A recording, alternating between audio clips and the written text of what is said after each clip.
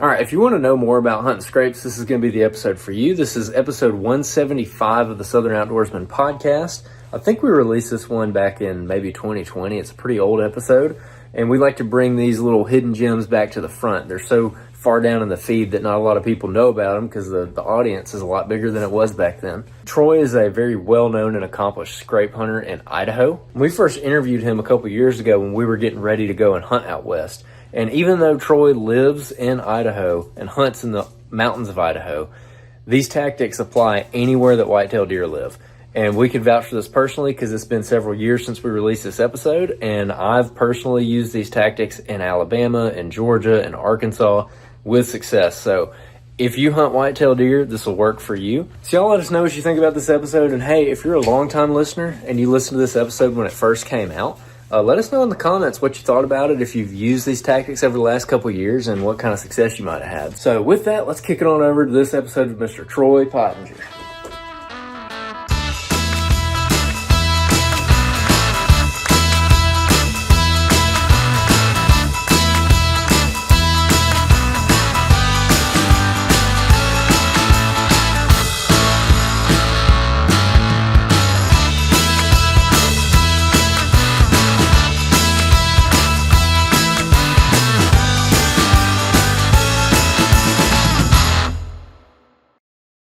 Giant bucks all the time over scrapes. We're going to talk about mastering scrapes with Mr. Troy Pottinger. Troy, how are you doing? Doing good, fellas. How are you guys? Oh, I'm doing great. Ginger Bowhunter, how are you? Doing excellent. Yeah, Troy, we're excited to have you on. And again, like we said I guess before we had to restart on this episode, I'm excited to have you on and get your perspective on really what's made you successful through the years of hunting scrapes, and also how much you pay attention to the wind, because I think a lot of that gets overlooked from hunters of the South. And that's one reason we want to interview you, to kind of get that perspective for some of us guys that we just don't hear about this all the time, especially to the extreme. To what you deal with. And then also, before I kind of turn it back over to you, Troy, I've got Michael Pike here as well. Michael, what's up? The always calm and collected Michael Pike. What's up, Troy? Perfect offset to Jacob's energy. I'm really excited about this podcast because I don't usually see eye to eye with a lot of people over talking about scrapes. So I think you've got a different perspective, and I'm pretty eager to get into this.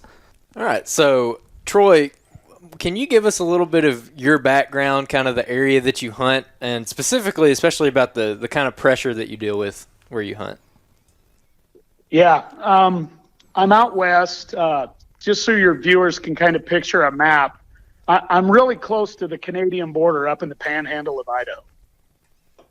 Okay. So, those of you that are good in geography class, you'll know that Idaho's got a real skinny panhandle up top, up north. And I'm positioned in a really awesome area because I have a lot of public land accessible to me, both in not only in Idaho, but western Montana and eastern Washington. And then I have Canada, British Columbia right above me. And then Alberta's just a few hours away. So if you will, you can kind of picture high country. We get 3-4 feet of snow a winter right here at my house. Our deer densities aren't going to be probably even close to what maybe you guys run into down south. Maybe I'm incorrect, but I do have good deer. If they can make it a few years, I have really good genetics, and in my opinion, for not being agricultural deer, I'm hunting mountain deer, and some of my mountains run up to, some of the stuff I hunt in runs up to 10,000 feet. Obviously, I'm not hunting a whitetail at 10,000 feet, but I'm hunting quite a ways up on those mountains in elevation. 100% public land, National Forest Service, timber company ground that's just as, it's no different than public. It's accessible by all people. All you have to do is, pay your $10 permit or whatever. State land, BLM land, just a mix of, and then I've got some reservation land too, where the local tribes allow us to hunt for a small fee. All that to say it's all public, and because it's mountainous logging country, it's roaded up pretty good, meaning people can get into it and it gets hit pretty hard. There's lots of roads everywhere in it because it's logging country. So that kind of gives you a little background on the type of country I'm hunting in. Just picture, if you will, hundreds of miles of timber covering mountains. I think most people, when they think about the West or they see it on TV, you see the wide open prairies and the big mountains off in the distance. Where I live, it's a little different than that. It's just straight forest and timber covering the mountains. And the mountains are just as steep and just as rugged. They just have a lot of timber on them. Sounds like unforgiving terrain for sure. I would say it's definitely unforgiving. It's brutal. Our winters get down, up in the high country. I've hunted in -20 before. I've hunted in, to where bucks have to migrate. I've hunted in snow deep enough to where they had to leave the country to survive. Our deer do migrate about 4 months out of the year. They have to go to lower ground and survive the winters. And then, of course, one thing that I think adds an interesting variable to what I'm hunting is my whitetails deal with mountain lions, wolves, grizzly bears, wolverines, lynx, bobcat, coyote, black bears, everything you can imagine under the sun hunts them too. Yeah. And those are 365. There's no break from those. And you said you have, like a 2-month-long gun season? We do. Idaho has just shy of 2-month-long gun season here in my home state. We are a non-baiting state, and I know you guys want to get into the scrape talk quite a bit. And, that's one reason why I grew up I just turned 50 this year, and as a kid, I was always really intrigued by animals, and my favorite classes in school were biology, and I have a kinesiology biology degree. I've taught for 25 years, and I've also spent a lot of time logging. My dad was a logger, so I've always had a logging business too in the summers. So I've spent a lot of time in the mountains. But to answer that, and we're dealing with a pretty extreme scenario out here. But for the animals that make it and the whitetails that make it, they're pretty incredible. Oh, no doubt, no doubt. So let's talk about those animals a little bit. You have quite the wall in your house, I'm assuming. How many? Give us an overview of the bucks that you've killed over the years. Well, I started really getting serious about whitetails as a teen, but didn't know anything. And my father was a mule deer and elk hunter. And because my dad was a logger, we moved up to northern Idaho when I was 11. And in the state of Idaho, you can start hunting when you're 12, or that's the way it used to be. So I basically, because my dad had to move to take a logging job, my mom was a teacher, I moved to a whitetail area and didn't know anything about him. But, the first thing that intrigued me was when we bought our little 50-acre ranch and moved in on it, is first deer I ever saw was a young whitetail buck in the summer, or an average age one. And I didn't know what he was doing, but this is literally the very first whitetail I ever really paid attention to, I should say, not saw. Because where I lived in Idaho before, there was a few whitetails. But anyway, all that to say, this buck walked out in the middle of summer on our property, and I watched him walk up to this branch and put his face in it and rub his antlers in it. And I was trying to figure out what he was doing. And I think it was May or June. And from that point on, I was just mesmerized by this deer and, trying to figure out, why is he doing that? He's not eating it. He's not chewing on it, but it's got something going on there. Of course, looking back now, it makes me laugh a little bit. I had no clue what he was doing. But, I really just fell in love with whitetails on my own. And got beat up by them when I was a kid, real young, trying to hunt them. I killed the young bucks. But, boy, I would see a big buck every now and then and just get a glimpse of him. And I don't want to tell all the same stories, but they just kicked my butt when I was young. When I was a kid, and I couldn't believe how they could disappear so fast on me. So they always just kind of had me. They intrigued me. They were kicking my butt. And when I was young, I was like, man, I want to get to where I'm capable of killing these big deer every year. And for me as a teen, a big deer was anything 3.5 or 4.5 years old or older, looked like a giant to me. And of course that's evolved a lot since then. But to talk about the bucks that I've killed over the years now, I've close to 40, over 30 with my bow and arrow, and all of the ones I have with my bow and arrow, I've only, have all been Pope and young bucks or bigger. And killed killed some up, and I've got a couple in the 180s, and still haven't broke that 190 mark, but I'm working on it. That's crazy. That's crazy, man. Well, so that's a great lead into why we had you on this podcast. I mean, again, for everybody out there, like we sought you out specifically to talk about scrapes, because I think that your views on scrapes are fascinating. And a deer is a deer. We have different. We might have different size deer in different parts of the country, but the deer that you have up there are still whitetail deer. They might be a little bit different, but they are a whitetail. And so I think that the scraping activity ought to be pretty consistent, wouldn't you say? Yeah, for sure. And I think, Troy, that's the thing that got me really excited, because down here, we have so many people that talk, especially in the Southeast and really the Midwest as well.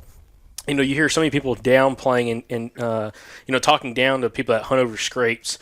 You're wasting your time, and especially in the Southeast, a lot of guys think that scrapes are only being visited at night, so it's a waste of time of doing that. Even when someone might find a massive scrape that most people would call a community scrape when it's in the right location.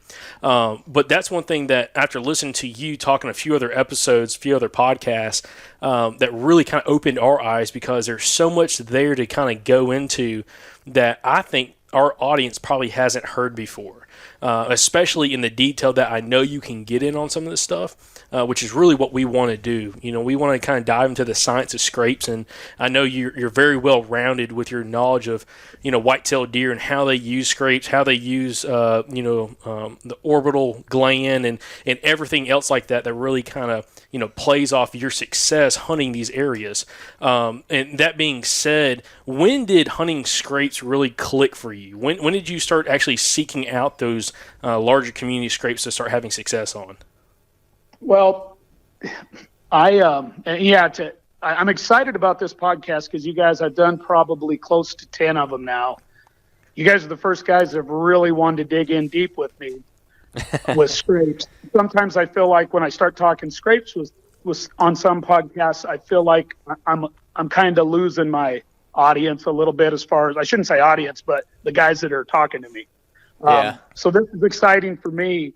The first thing I want to say is I've hunted all over the country, and yes, white-tailed deer, period. It is ingrained in their DNA to 100% live by their nose and what they process in that nose more than anything, and then it's their eyes and their ears right behind it. So this whole scentology, or whatever people want to call it, scent period, it's just incredible what you can do from a chemical standpoint, a scent standpoint, to truly make a whitetail be motivated to come and hunt you, which that's what I do. I get bucks to hunt me, and I become a ghost buck within their herd and a ghost doe within their herd, and sometimes I become 4 or 5 deer within their herd, and I'll explain that later, where we can really go into detail. But the bottom line is, everywhere I've ever hunted, and I've hunted all over Oklahoma, North Dakota, Iowa, Ohio, Edmonton, Alberta, Bow-Zone, Montana, Idaho, Washington. I've bounced around. Every time I hunt out of state, no matter what anybody tells me is working there, the first thing I do when I get into a tree stand is I set up a quick scrape. And if I'm hunting in a state where somebody's baiting or somebody's using feed, or if I've got a destination food source that the animals are coming to, I make a triangle with that. And you guys, you really want to get into depth, we can talk triangle too. And these are just things that I've created. I didn't rob this from anyone else. I didn't pick up on it. I know that for a couple decades, I had a lot of people whispering behind my back, because number one, they didn't know what I was doing. They had no idea the knowledge I had of my whitetails. They had no idea I was spending 250 to 300 at least partial days a year in the woods. And they didn't realize I was doing all this, so they just thought, how is he killing all these bucks? He must be cheating.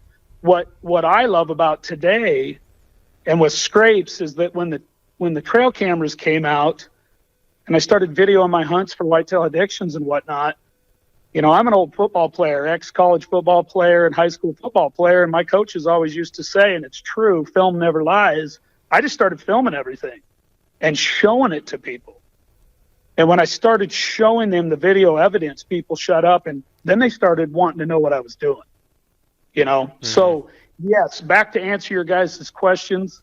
Everywhere I've ever hunted, I've watched deer behave with my setups exactly the same. Everywhere I've ever hunted. We could talk about every state through this if you want to, and how a scrape has helped me, or at least made a difference. And then, for me as a kid, and when I say kid, in my teens, I really got into shed hunting. And this is what sparked my interest and intrigue about scrapes. I hadn't read anything, and I tried to read articles and stuff back in the day about guys hunting in the Midwest, and these guys were killing these great big whitetail bucks, and I was just mesmerized by these deer. But I also had enough, my father always taught me to think for myself, so I also had enough, I feel like I had enough instinct and intelligence to at least know my deer that I was hunting in the mountains. It was a little different scenario, and I couldn't use any bait in Idaho. So as a shed hunter in the spring, I'd pick up a lot of sheds. I used to pick up antlers when I was a kid to pay for my school clothes. And I'd pick up lots of them. And I was a little shed hound. I would go walk miles and miles and miles every day after school or in the spring and spring break. And I'd pick sheds up in the summer when the grass was knee high. I didn't care. I just loved finding antlers. So what I started noticing, though, was I would come across every now and then, and I started putting the pieces of the puzzle together when I was a teen, I would come across these hood-sized, not a lot of them, but every now and then I would come across a scrape that was really big on the ground. And, of course, it would have some pine needles in it, and it would have some debris in it because it was the springtime when I was picking sheds up, or early or late winter. But I would always notice there was tracks in it, even though they hadn't pawed the dirt up. And I was privy pretty quick to what scrapes looked like because bucks scraped all over my property when I first moved there. We had some incredible scrapes right on our land. So I kind of had my own backyard whitetail science project, if you will, when I was a kid. And anyway, out in the big mountains, finding sheds, finding these big scrapes, the tracks were in them. In April, May, and June, there was always deer tracks in them, fresh deer tracks, but they weren't pawing the dirt yet. So I put one and one together and got two. And what's that mean? They're hitting that licking branch hanging over it. And I would always recall back to when I first saw that deer hitting his face and rubbing his face in the velvet all over a licking branch. So that intrigued me. And this was way before trail cameras. This is way before any type of technology that helps you actually see it happen. And then I don't live in the West where you can glass whitetails very easily unless you have a clear cut. So I wasn't using binoculars either. I was just literally reading what was going on in the dirt and above the scrape up the licking branch when I was young. And I was starting to put it together then. And that's what intrigued me. And I just started putting up tree stands over these big scrapes early on. So that's kind of how I got started. And then the deer, all the way through the 80s and 90s, taught me by watching them at these scrapes and learning from them and starting to kill some bucks in my teen years and in my 20s killing some really nice bucks. The scrapes taught me what they were there for. And then, of course, I started finding articles and research on scrapes, and I read everything I could about whitetails as I got later in my high school years. I actually put a whitetail deer skeleton completely together, bone by bone. That was my zoology project. So I've always been a whitetail nut, but the scrapes intrigued me the most.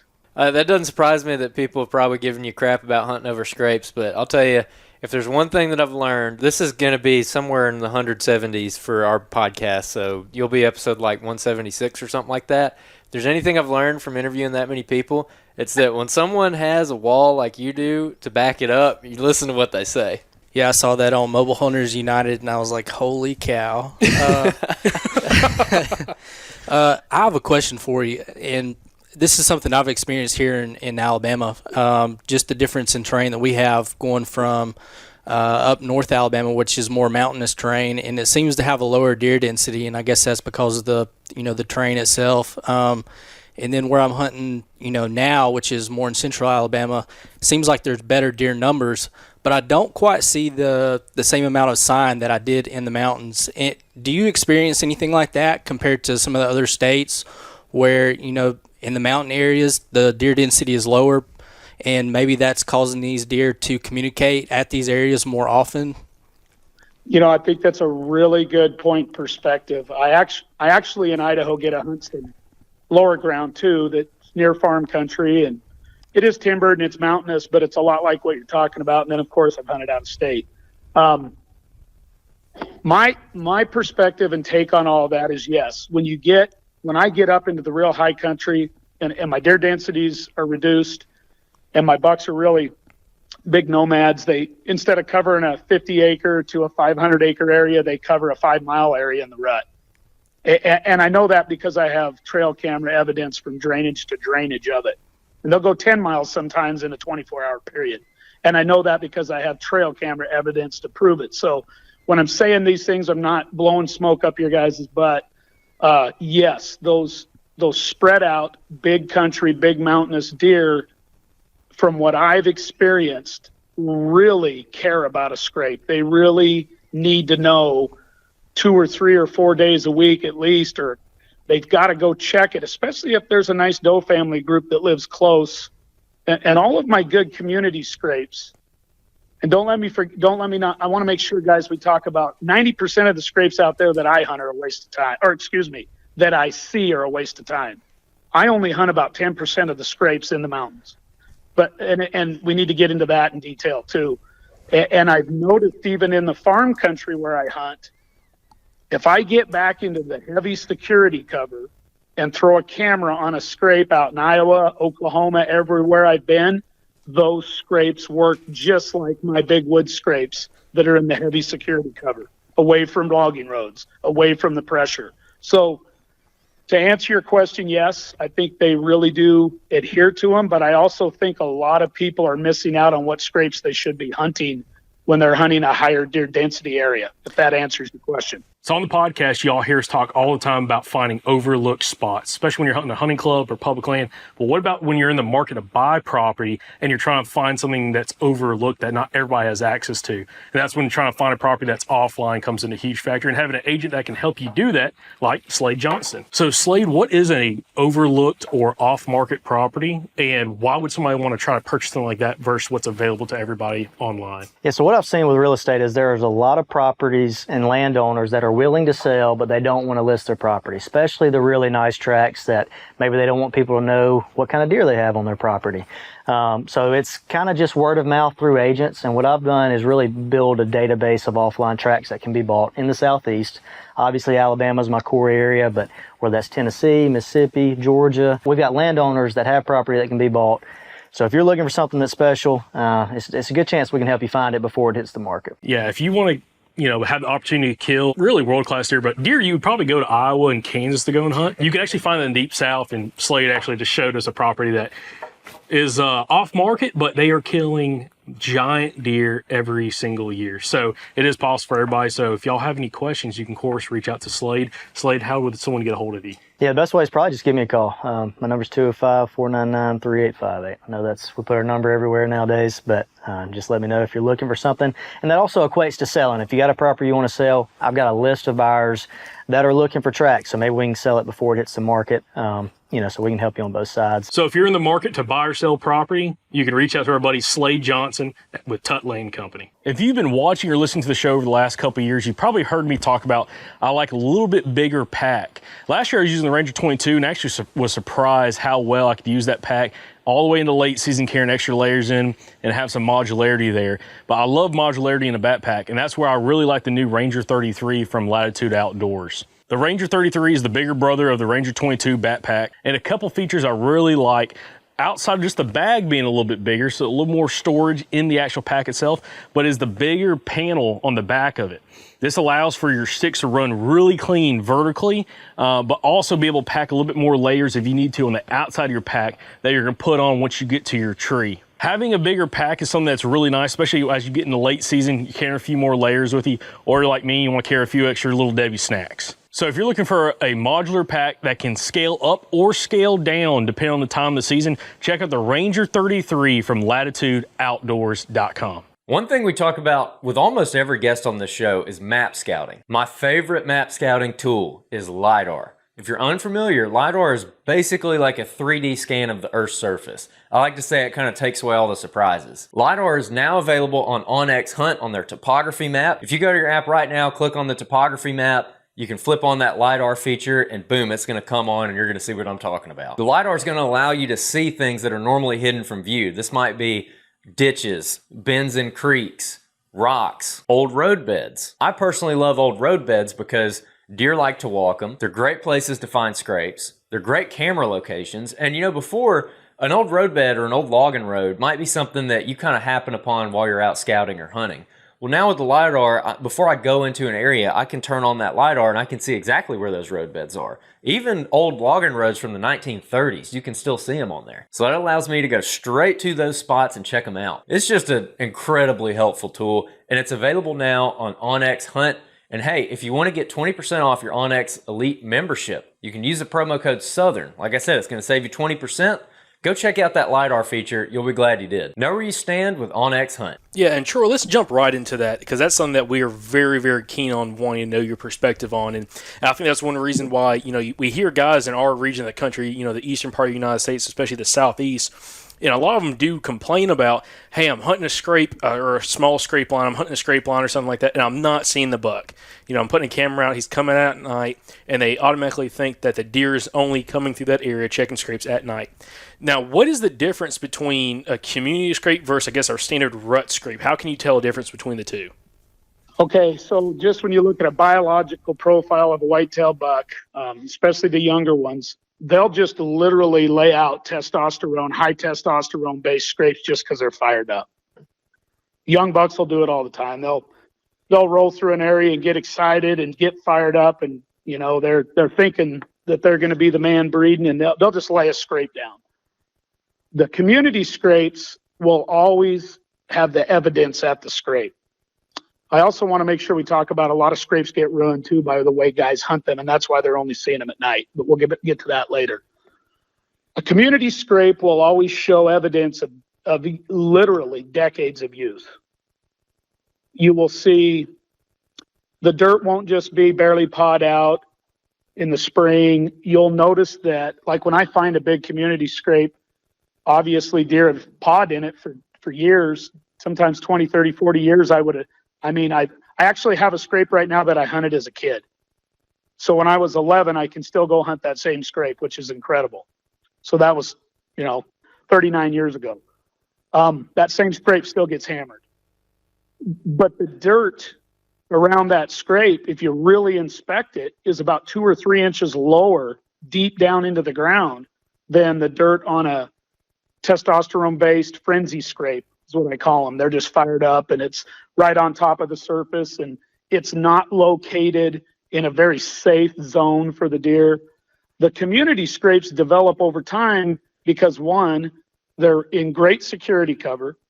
They'll have big buck core areas overlapping doe family core areas, and they'll always usually be located kind of off the beaten path because deer feel safe visiting them at all times of the day. And I kill a lot of bucks in the middle of the day. When you run into these scrapes that are, for me, this is me talking to you guys. When I run into a scrape that's out in the open, on a meadow's edge, on the edge of a logging road, anywhere where a potential hunter could set up on it and hunt it easy, that's where I see nighttime visits only. These deer are not stupid or they'd all be dead. So they really adhere to the heavy cover that they can hide out in, communicate at these scrapes, go about their normal routine on their own terms, and they really think they're safe at these community scrapes. And I actually sit and pass bucks that I don't think many humans on the planet would pass on public land. So I get to watch my deer address these community scrapes all the time when I'm hunting them. My son has grown up with me watching them, and we'll pass 3 and 4 year old bucks at them, and we just leave them alone and until we get the buck that we're targeting to come in and use it. There's scrapes, they're scrape lines. I don't really hunt scrape lines either that get checked a lot down at night. Anytime a buck has to roll down into a heavy pressure area, he's going to check them at night. Anytime a buck has to feed in a heavy pressured area, he's going to feed at night. So I really reach out and search out those places that deer feel like they're not pressured quite as hard. And that's where I find the big scrapes. And Troy, that's a really good point, talking about cover and how those deer feel comfortable at all times, to come by that scrape, and that's how you're killing them, during daylight hours and seeing them during daylight hours. Now, I think it's a great point, because I think a lot of guys in our region of the country, these big hardwood drainages, we hunt a lot of timberland as well. Now, it's completely different from yours, but pretty much if it's a flat piece of ground that they can get equipment to, they're cutting it. They just don't cut the drainages, the SMZs, which are your open hardwoods, and you see a lot of scrapes there, but it's a lot of nighttime movement for the most part because it's more open. And cover is something that we want to kind of dive into as well. I know Michael's got a question, I think, about the same topic, but in regards to cover, what does that cover look like to you that deer feels comfortable in, and how do you know maybe it's a perfect spot when you find that community scrape in that type of cover? How thick is thick enough? So for me, guys, if you really do really study the biology of a whitetail, they're extremely light sensitive, and their brain, as they grow up, triggers stimulus and response from more lighted areas. They run into more trouble. More daylight areas, they run into more trouble. As soon as you get them into the canopy and under the canopy, and there's more of a shade and a cover, I can literally I almost feel like I'm a whitetail sometimes, because when I walk into these places, I pick them out on a map. As soon as I get into that limiting, or not really limiting, but that level of light underneath the canopy that just feels right to me, that's when I really start looking for those scrapes, especially when I'm in on a piece of terrain that's got the features that usually provide or that are usually great for those scrapes to be at. It just all makes sense. So I start with light. You'll never catch me hunting where there's bright light on me. You'll never catch me hunting in these mountains where I've got the sun just shining on me, or I'm out in the open. My deer avoid those real lighted areas in the daytime. At the nighttime, they go right out and feed in them and walk through them, and they don't mind.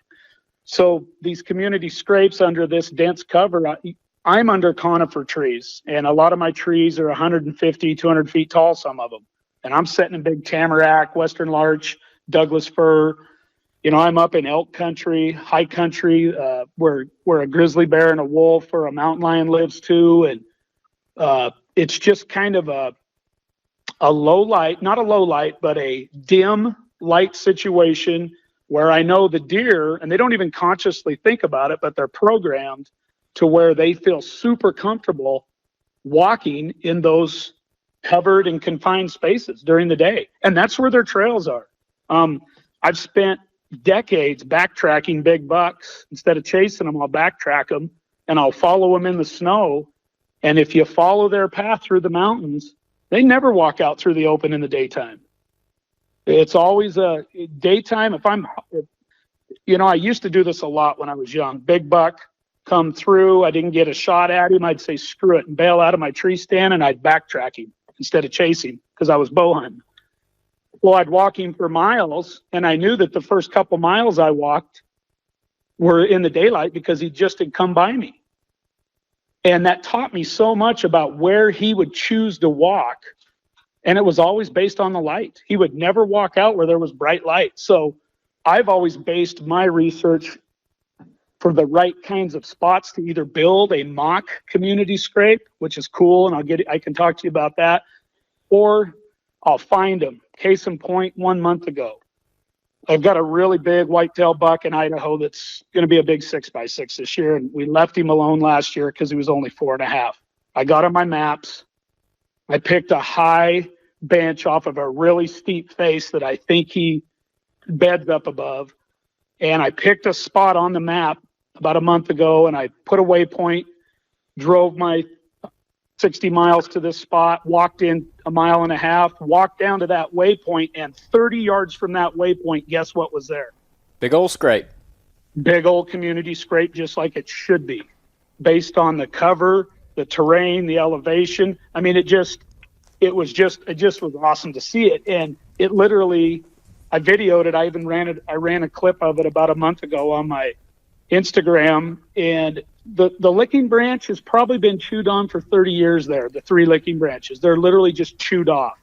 And the scrape was 3 to 4 inches deep in the dirt. And it's, half the size of a car hood. And there's a wagon wheel of trails in the grass, even in the spring, in there right now where the deer are hitting the licking branch. Mm-hmm. So, quick question: What time of day are you going in here and setting up on these scrapes? I'm just curious. I know a lot of people down here like hunt morning till about 9 o'clock, and then get back out there, 3 o'clock and hunt till dark. And me personally, I've seen more activity like between like 9:30, to noon or something like that over some of these scrapes. Are you seeing anything like that? Are you hunting a specific time? You asked me first when I'm setting them up or when I'm hunting them. Okay. When you're actually hunting them, like what time of day? When I actually hunt, I hunt all day. Okay. And the only time I won't hunt all day is if I have 100% trail camera evidence that he's only coming in the evening or morning. But as soon as scraping activity starts to pick up, meaning as soon as they start working the dirt, I'll still hunt it all day in the early season. I've killed big bucks in the so-called October lull in the middle of the day. And it's because they want to work that licking branch and they're starting to get serious about the dirt. I rarely do not hunt anything but all day hunts when I can. Obviously I have to work. So sometimes I'm restricted to afternoon hunt or a morning hunt, but my favorite is that, just what you said, my favorite time to catch a real big buck checking. I mean, they pattern all the guys in the woods. They hear all the cars leave. They know everybody goes home for lunch. Them big old bucks will lay up and then they'll get up on their feet. And that buck, if you guys happen to watch the episode today on Whitetail Addictions TV, I shoot that buck at 1 o'clock in the afternoon. Wow. I shoot him at 1 o'clock. It's December 3rd. And what's he doing? Sniffing my scrape.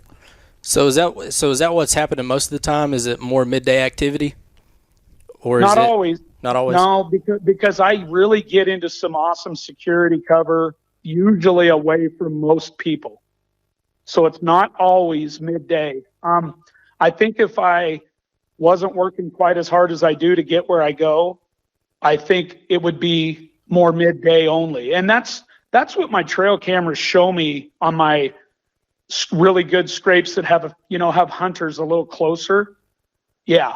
Then I'll see more of really good midday. Absolutely. Or a scrape can get ruined too. I get hound hunters run through with their dogs after a bear, and then my scrape's messed up for a week, but the bucks will come back. Troy, one thing that we talk about a lot with a bunch of our guests, and it almost became a joke last season with all these guys that are down here in the South who are killing nice bucks. Every last one of them is hunting the security cover, and they're hunting very thick stuff, with the exception of maybe 1 or 2 out of the 25, I think it was, that we interviewed last fall.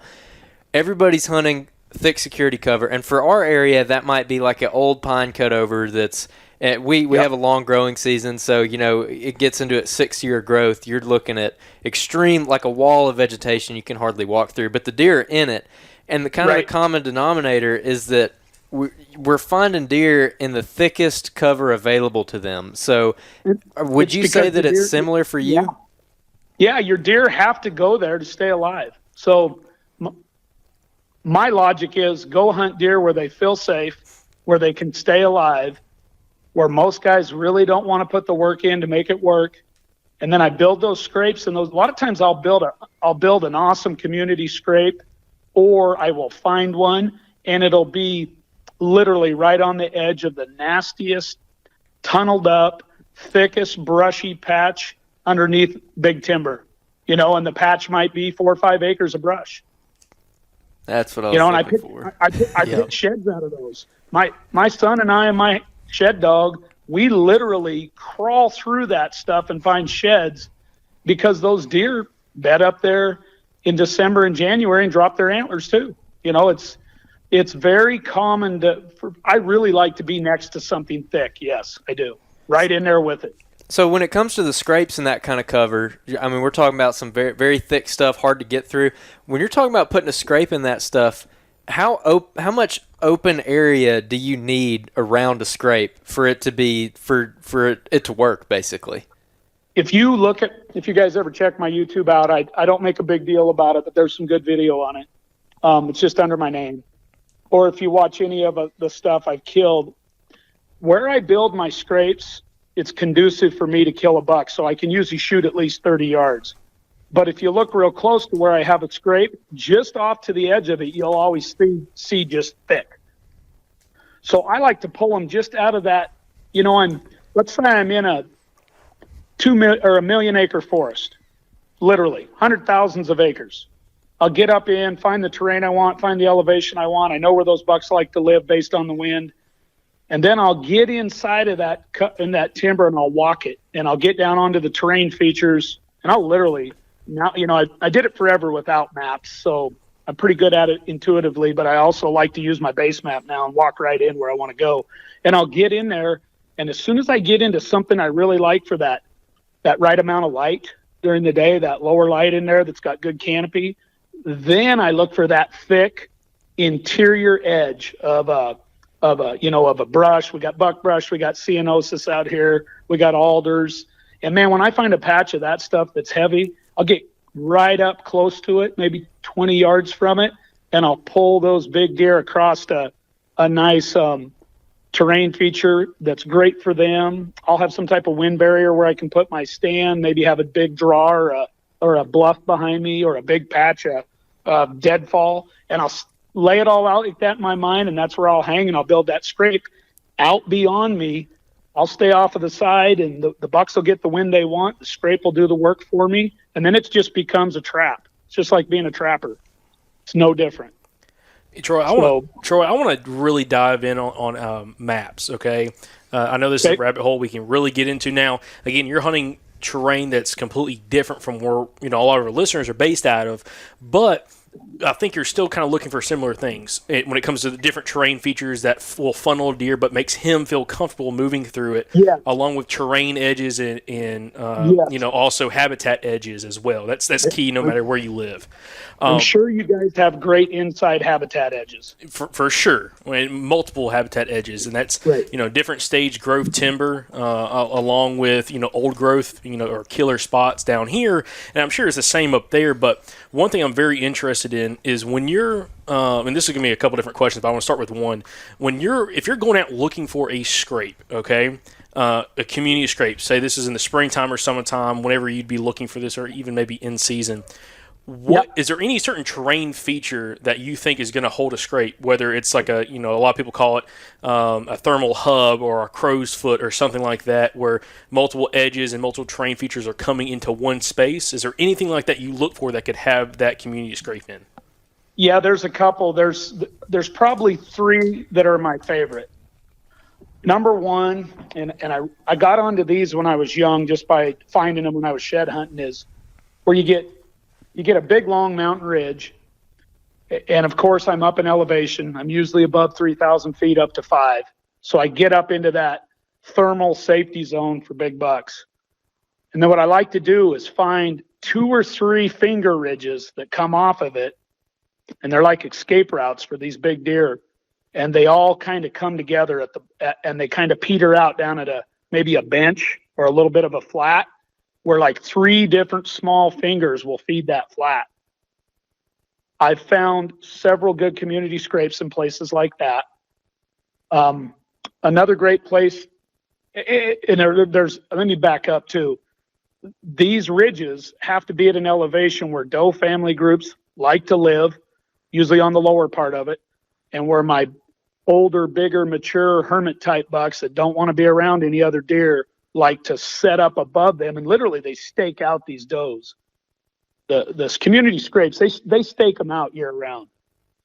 They address them weekly, and it's because they like to let everybody know they're around, but they're also, they're around and they're alive, but they also kind of like to be they like to be by themselves so they can really keep tabs on predators.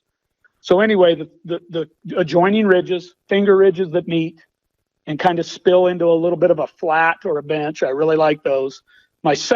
Another really great place is anytime you got a nice ridge running in any direction and you can get out on a big point where the wind is really consistent. It sits out to where the prevailing will blow over it and it doesn't have any swirls because there's nothing real close to it to bank all the wind.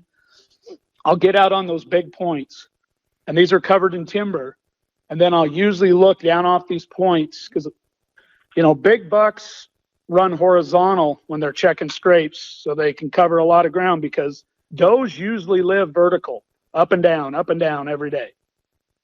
And then these big bucks, when they start cruising, and they're not just cruising and breeding only in November, they're checking scrapes and checking licking branches even in September and October, just not as frequently.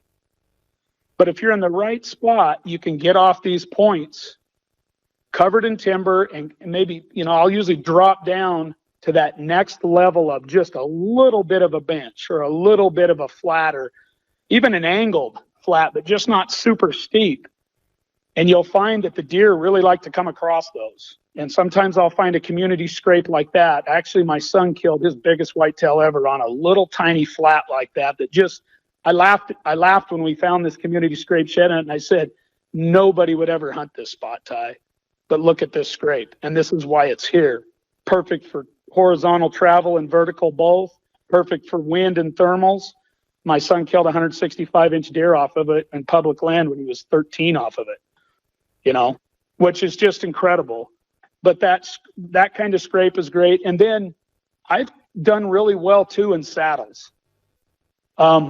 Because my country's so big, if you can find the right off the beaten path ridge that's got a nice saddle through it to where the deer can hit a low spot and get through the saddle to the other side of the ridge. And I'm talking big country out here. I've done really well in saddles too. And I've done really well in early season on saddles. Like my velvet bucks that I've killed have all been in high saddles on scrape. Yeah, Troy, does vegetation edges ever play a part where you find that terrain edge and you try to find a vegetation edge where multiple types of vegetation come together? Is that something you might focus on as well? Yes. When you guys are asking about the terrain features, yes. And then the vegetation's crucial within those terrain features.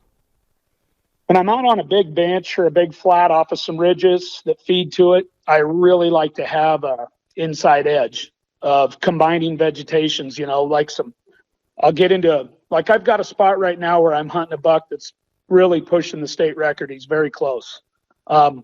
He lives in an old clear cut that's probably 60 years old. So the trees in it are, 30, 40, 50 feet tall already. And I'm hunting him. He comes out of that cut into old growth. And I'm literally set up on him out on a little bench right where it bails off.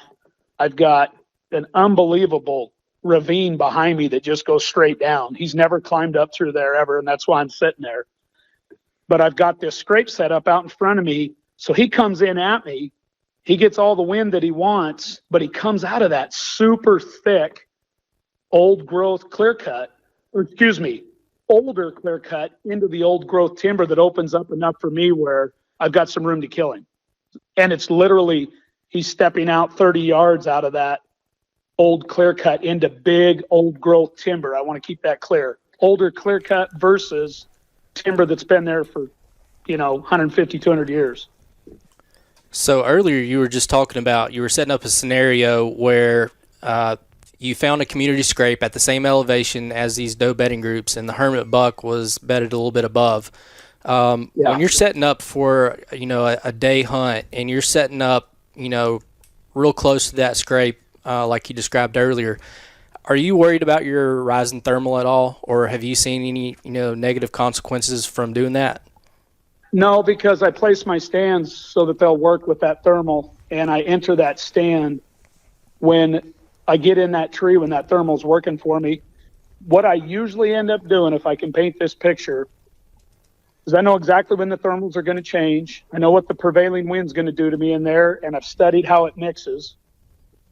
I've cross-referenced every time that big buck's walk through there with prevailing winds. So what I do with all my trail cameras is every time I get a big buck in daylight, every day I take a screenshot of all my big bucks weather patterns. So then when I go check my trail cameras, I go back through, and every time he was in the daylight, I go back and look at what the weather pattern was that day. And then I know what the thermals do every day at about 8 o'clock. I've got those figured out. So it tells me why he's coming into that scrape and what direction he's choosing to come from based on the wind. Does that make sense? Yes, and I'm really glad you mentioned that, studying the weather patterns too, because it's something that I've really paid a lot of attention to, and going back with weather. It will drive those deer. Yes, those big deer totally are dictated by their nose. I had one a couple of years ago. I called the Babe Ruth buck because after I pulled the cameras, now I should have checked them probably more often than I did, but I let it sit the entire season. But for about 10 to 14 days, this buck came through every southwest wind between 9 and 11 a.m. I mean, he was totally consistent with that scrape. Yep. Yeah, he liked that southwest wind and the way the thermal worked in there. Yep. So picture that. When you picture that, you start seeing a pattern, and every buck's different. Every buck has a different personality. So it's all individual. None of this can be like blanket statement stuff. It's totally individual to every deer I hunt. And I haven't killed a surprise buck since 1996. So since 1996, every buck I've killed, I know really well. I know who he is. Even in the old days, glassing them in the clear cuts in the summer, I was hunting particular bucks. Even in the 90s, I was watching them. Anyway, all that to say, back to your question, it's a great question. I don't want to confuse the audience. My stands, where I hang my stands or set them up, I will leave tree stands on my Unreal Community scrapes through the entire season because I can hunt them way more than one time. This is why. My entrance and exit and stand placement is always perfect for the deer, the way they like it, and I'm always off to the edge, and I'm always just beating there or trying to beat. I'm flirting with danger a little bit sometimes, but I'm also using some type of terrain feature that's there to help me. Basically, it diverts deer around where the majority of my scent is blowing. And that's where I really get technical and meticulous about where that stand goes in the tree. Troy, when you're talking about stand placement, I think that's when a lot of guys have a lot of questions when it comes to hunting scrapes. Again, where we're hunting, even like what Michael was talking about, like mountains of Alabama, it's mountains to us, to you, it'd be rolling hills, absolutely. But, elevation change of maybe like 1,000 feet, 1,200 feet or so. If you guys have elevation change, you're hunting the same thing I'm hunting. I'm just hunting a bigger scale. That's it. Awesome.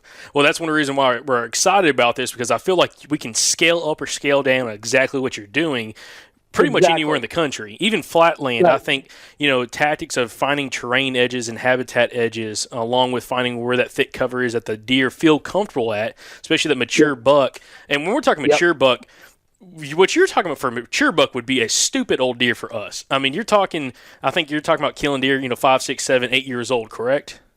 I won't shoot a 4-year-old deer. I don't care. I have a buck I'll send you guys a picture of. There was a 4.5-year-old this year that was 180. Holy crap. But I would not hunt him. I would not shoot him. And I will send you a picture and you'll go, holy And this is a public land 9x8. And he's a giant. But I will not hunt a 4.5-year-old deer. I've been told, my son even says, Dad, you're nuts. I want him to reach his full maturity. And in our country, our deer get their biggest full skeletal maturity, full-blown antlers. Everything goes to their antlers at 5 years old and on. So this is one of those once-in-a-lifetime deer that could blow up to a 200. And, he's got the chance. I haven't seen one like this in 20 years on public land. So, yeah, this is a deer that might blow up. He might stay where he's at. We'll see. I doubt it. I think he's going to blow. But the point is, yes, I'm hunting 5-year-old deer and older only. My son he's 16, almost 17, and he is 100% set on 4.5-year-olds and older. So we really get to watch, especially when I'm hunting by myself, I get to watch 4.5-year-old studs do their thing at my scrape, and I really get to study them. So that's been really helpful to me over the years. My wife says that I like to hunt all the way into the end of the season after a giant buck just so I can be out there all the time. I had a buck this year that we passed that was all day 160 inches, but he's only 4.5. You know, stuff like that, which is really fun for me at where I'm at now. Now, if my son would have been there on one of those days, he would have killed him, but it's not like this buck was there every day, but he was there a couple times in the daylight. All that to say, yes, I really like hunting that 5-year-old age and older. So if you guys are targeting maybe that 4.5-year-old age, you're probably going to get even more daylight visits, in my opinion, than you would on the 5 or 6-year-olds. Well, I want to jump into this as well. When it comes like that age class deer, because I mean, definitely you can find those 4, 5, 6-year-old deer down here, and definitely I've seen a huge jump. If you just see trail cameras, I know Michael had a couple of photos of some huge deer down here, and the huge deer down here is you're pushing 140 plus, and he had one deer that's probably 22 inches wide, just a massive deer. But when it comes to yourself, one thing that you've talked about, which I really would like to go down the rabbit hole in this, because I haven't heard you do that yet, which is mock scrapes. I know you've talked about it quite a few in other episodes, but I want to go down the absolute rabbit hole. First off, when did you start using mock scrapes? When I was in my late teens, early 20s, I started digging the dirt out of existing scrapes where I would literally get down and smell them, and they'd just reek of urine. And I loved it.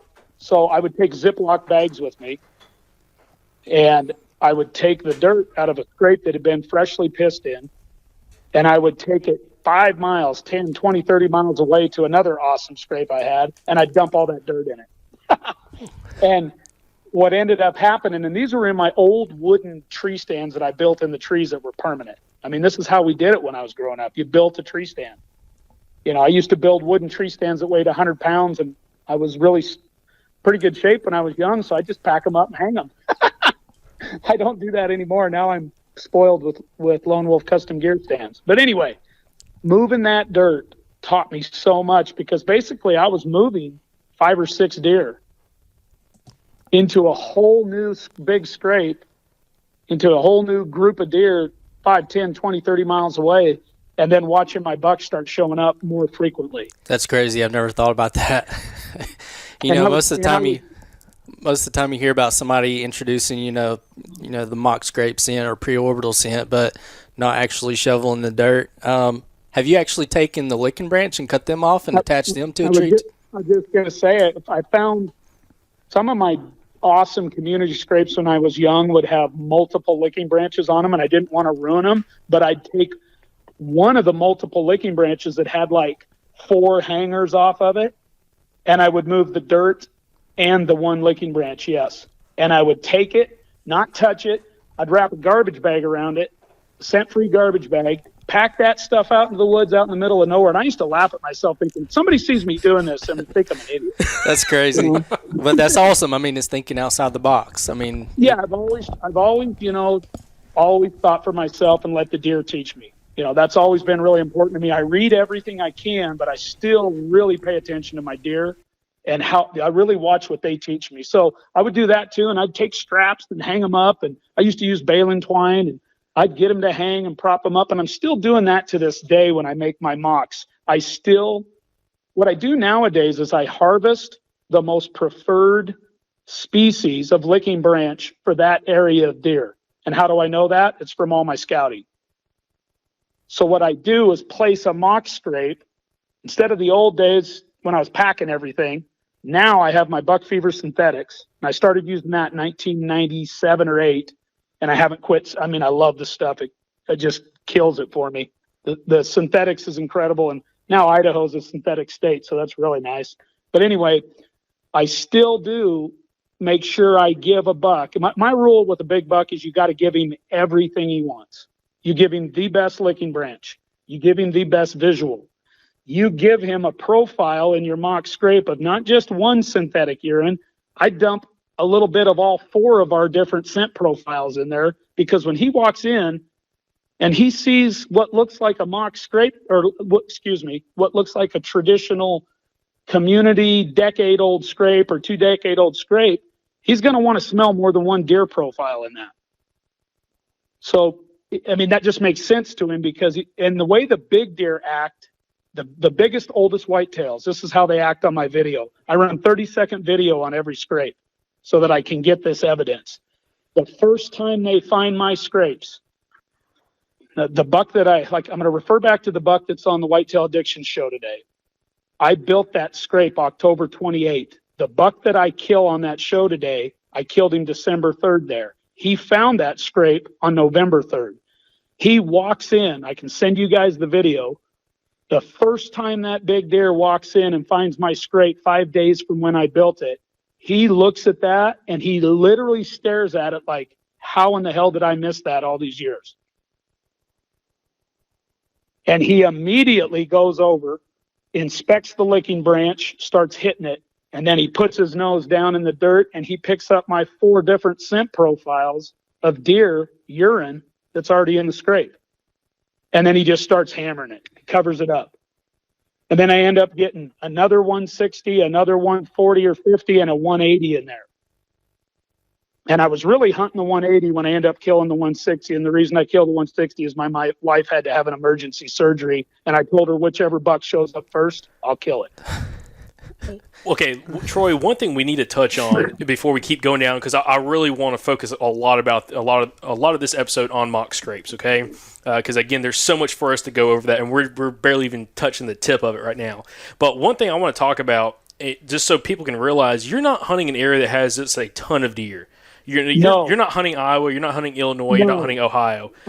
Guys, I'm pulling these bucks literally, and one of you guys, I don't know which one of you said it earlier, but the key to placing a mock community scrape, not just a scrape, is when we talk about the overlapping, just get on your maps and wherever you find your doe family groups where they really like to live, you really need to know your does. You also need to date their photo period because they'll come into heat with a couple days every year of that photo period, of every season. And those big bucks will come back to them every year. Anyway, all that to say, the location is crucial based on out here with elevation. I set my community scrapes kind of at the top end of the elevation of where the does will come up in bed. So they're usually pretty damn close to me. A lot of times my does are bedded within 100 or 200 yards of me, and I'm still getting in quiet. My bucks tend to be more nomadic and move a little farther, and they'll usually be above me or beyond me a ways, and I'm usually not quite as close to them. If I'm not close enough to a big buck, I'll move on him because I won't get him enough in daylight. But as soon as I get within about 300 yards or 400 yards of, for example, that big buck I'm hunting right now, that big typical that's pushing a state record that kicked my ass this year, by the way. I will share that with you. But I learned a lot from him. I got close enough to him to where I think he was traveling 300 yards to me, but not 100. You know, I got to be careful. I really try to be careful. I can get in around my does 100, 200 yards. My big bucks, if I get within 300 or 400 yards of him, it's nothing for those big deer to walk 400 yards in the daylight under the comfort of security cover and walk out and check a scrape in the middle of the day. So proximity, top end of the doe habitat, close enough to the big deer is the key.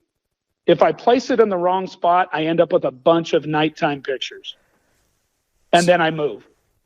And I'm never afraid to move. I'm a mobile scrape hunter, if that makes sense. I'll move them if they need to move. So, Troy, let's jump into that. You kind of answered it just a little bit for me, but I want to touch on it a little bit more, okay? Because, again, this whole topic, I want to go down the rabbit hole on this. And that is placement of a mock scrape. You kind of touched about where you want to have it, located between that buck, core area versus where the doe bedding family group is at. But go over a little bit more. What are you looking for as like a perfect setup for a mock scrape? Maybe run us through a couple times. Maybe the buck you killed last year or whenever it was that you killed over a mock scrape. What told you that was like the perfect spot to place it? Okay. I steal a lot of evidence from the unreal community scrapes that I find. So I find a lot of community scrapes that I run video on and we kill bucks off of year after year after year. And the old theory, you can't hunt a spot more than once is totally different when it comes to scrape hunting. You can successfully hunt a great scrape location over and over if you're detailed with entrance, exit, wind, everything down to the, microscopic details, then you can do it. Okay. back to answer your question, I really like to build a mock. I really like a little bit of flatness, and a lot of guys will say different, but I like to get where deer can come out on a little bit of a flat or a bench. And the reason I do that is because deer will mill around in the mountains and they'll take more time on flat ground. When they're on steep ground, they don't stand around much. When they're on steep ground, they're just like us humans. They want to get through it. They cross it, they move on it, they move. They get on that flat ground and they'll chill out a little bit. And because my deer out here like to build community scrapes on little flat spots, like the benches off those points in those saddles, that's what I'm looking for. Elevation wise, I'm usually, this doesn't relate to you guys, but this is kind of an interesting rule I think that might work. I'm usually always 2/3 of the way up on a mountain. Now, if you guys have hills, when I hunted Southern Ohio, I liked being about 2/3 of the way up on those hills or in a good saddle. I liked it. I really liked it last year or 2 years ago when I was out there. When I've hunted flat ground, I'm just really focusing in on the best security cover there is and where doe family groups feel safe, and I think a buck would hide out. So let's jump into this a little bit. I want to really have you break down the whole process of how you build a mock scrape. And I heard on one podcast you said it could take up to 30 minutes, and we've got the time if you do. Here we go. All right. So how do I do it? So you want step by step what I'm doing? Yes, please. Oh, yeah. Leave nothing to question. Okay. So first of all, I always start with maps. And I pinpoint the most favorable terrain, elevation, features that will give a buck the best chance in the world to stay alive based on the wind and the thermals. So I know I'm going into his fortress. I'm going into his hideout. And I'm going to get close to him, but I'm not going to get right in his bed, because a mountain buck, if you get in his bed like a wolf or a lion does, you won't see him for 2 weeks or a month. And he might move a drainage away. And I know that from experience. So I move in close. I am right off the bat, I have to have some type of wind barrier before I even consider building the scrape. So I take my buck fever synthetics in. I've got my little kit. I wear my rubber boots. I wear my latex gloves when I get serious. First thing I do is walk in and make sure that the area that I'm going to place this scrape in is huntable. And then I make sure I have a tree that's going to work for me based on where I need to lay this scrape out. And then I stop and I envision and I look at all the sign there, all the trails, the faint trails that are in the area, the rubs that are laid out in the area. A lot of times I come across a big scrape and I just overmark it. But when I'm building a mock, like I did on the buck I kill on that show, I put those deer where I wanted them. And so I walked in, I saw that spot. It had the perfect security cover. I knew my big deer were cruising through this timber to get up on the mountain and bed for the day. So I picked that little bit of a flat spot. I knew I was way above all the other hunters in the drainage. And I knew they were getting them all at night on camera down low. And I knew I was going to catch bucks coming up and feeling comfortable. But I get into the actual location and I really look it over. I usually spend about an hour, half hour to an hour just feeling the wind. And we get a 70% south or a southwest wind every day in here. And then I get about a 30% north wind or a northeast and about a 5% at the most east wind. So all that goes into the factors. And when I say wind, that's the direction the wind's coming from. So most of my setups, I will set off to the east, and most of my scrapes are out to the west of me or the southwest of me. And I'll always usually enter from the east. A lot of my big deer really like those southeast ridges, and I'll come in from the east and just slip right up above them. And they'll literally, I won't cross them. I will not walk out across them. I'll stay back in my stand and won't even check my camera or do anything until the hunt's over. But to build the scrape, I get in there, I assess it all, I study the wind for a half hour to an hour. Finally, I'll pick a tree that I know is going to work. I've already envisioned my entrance and exit. I've got those deer in my mind mapped out, how they're using it. A lot of times the rubs in there will show me the direction they really like to walk up through there. The rubs will show me that. And then I pick I'll walk around till I find the right licking branch for that given drainage. And I hunt so much country that I have deer that prefer cedar. I have deer that prefer pine. I have deer that prefer alder, or deer that prefer ocean spray. I will literally give the deer in that area what they prefer the most based on my boots on the ground scouting when I'm shed hunting. I'll harvest that limb. I usually cut about 8 feet. And I just keep latex gloves on. I usually put on 2 pair because you're going to rip through them. And I'll harvest that right off the bat. And when I look at that limb has to afford me 7 or 8 or 9 dangling licking branches, pieces that will dangle, not just 1 or 2. The big community scrapes out here always have multiple licking branches on them. And they're a huge visual attractant to these bucks. So I'll look at this, say I grab a chunk of alder with a bunch of hanging licking branches off of it. I'll grab it and I'll say, boy, I'll look at that. That's the one I know I can sculpt and make it look very authentic. So I'll strap it onto the tree based on where I'm going to hang my stand. Usually give myself about a 20-yard shot. I kind of like that 20-yard range. I hunt pretty high, so I hunt close. And then I'll strap that alder onto a tree and place those deer right where I want them. And then I start working on the licking branch. And if you can envision me literally with my hands, I'm stripping every hanging branch. No leaves, no vegetation on it. It needs to look like it's been beat up for decades. And then I start twisting them and tearing them and turning them without ripping them off. And I get them all twisted and tattered and torn, and they look like they've been chewed on for decades. And when a big buck sees those, holy smoke, does he lock onto them. So I get those all, and to me, it's artwork. It really is artwork because they're so visual too. Their nose, then their eyes and their ears. I mean, that's what you gotta attack when you want to kill these big deer. You got to give them everything they want.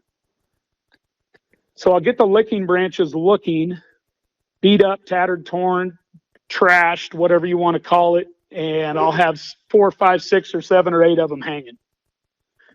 Then then I'm happy with that. Everything looks perfect to me. It looks just like the community scrapes that I find.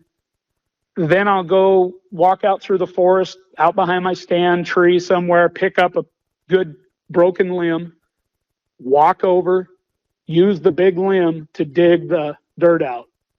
And when I dig it out, I dig it deep. I dig it 2, 3, 4 inches deep, and I make an awesome bed of freshly beat up dirt, and I make them 3, 4 feet, and I kind of V them out underneath the licking branch because that's what the community scrapes look like out here. So I get that awesome bed of dirt, and literally, and you guys know this if you hunt scrapes, you don't even have to put urine in the dirt to get a deer to come and check the dirt. All you got to do is beat the dirt up. These deer will literally walk over to freshly beat up dirt and check it because it's ingrained in their DNA to check that. They don't just smell the urine, they smell the dirt beat up too, tore up. That earth scent is super strong when you make this scrape. So I get my bed all cleaned out. I make sure there's no roots in it. There's no vegetation in it whatsoever. And I paw it out fairly deep so that it looks authentic and feels authentic to those deer, just like any other community scrape that's been pawed in for decades. And then I've got 4 different scent profiles of buck fever synthetics. And when I'm building a community scrape, I use a lot more urine initially than I do if I'm over marking an existing badass community scrape. I just, I don't have to use as much urine because I'm starting this thing fresh and new. So I'll take my 4 different scent profiles of synthetic urine and probably dribble a couple ounces of each, at least 2 or 3 ounces in each one to start a new scrape. And then I spread it all over within that freshly, kind of like a little garden bed of tilled dirt, but it looks really authentic. I use the stick because it looks like a hoof. and I really scrape it out like a hoof would, how a buck scrapes with his hooves or a doe does. So I really give it that look too, and I'll drag the stick through it, make little marks in it, and stamp the stick in it sometimes when I'm done, make it look like a footprint just for fun. I mean, I really get into it. And then at the end, I take my forehead gland, buck fever synthetic forehead gland, which is, the forehead gland's the key to the licking branch. More than the whitetails, they put their saliva on it, the preorbital, but the forehead gland really puts a lot of scent down. So I put the forehead gland on the licking branches, and I put it on heavy if it's a community scrape and I'm making it, if it's a mock. So I've loaded it up, but I'm not done. Then I take my saw, my little hand saw, and I walk around that area, and I make about 3 to 5 rubs. And I put that forehead gland, letting every big buck in that drainage know there's a new big badass in town. And I make some rubs that look wicked. So when a big deer walks in, not only does he smell everything he wants to at the scrape, and that forehead is the one single scent profile on the community licking branch, that scent profile that's on the licking branch is also hammered on those rubs that I just made. And I'm telling you what, you want to talk about ignite the fire in big deer. It's incredible to watch what happens when you build it in the right spot. Troy, that right there is exactly what I was looking for. That was so detailed. And one thing that I just noticed is not only are you giving the buck the the visual presentation for the visual stimulant to bring him in and actually make it look authentic, but also you're doing the scent as well to kind of bring it all full circle. And it's not just urine. I think a lot of guys think of mock scrapes, I'm just going to put urine out.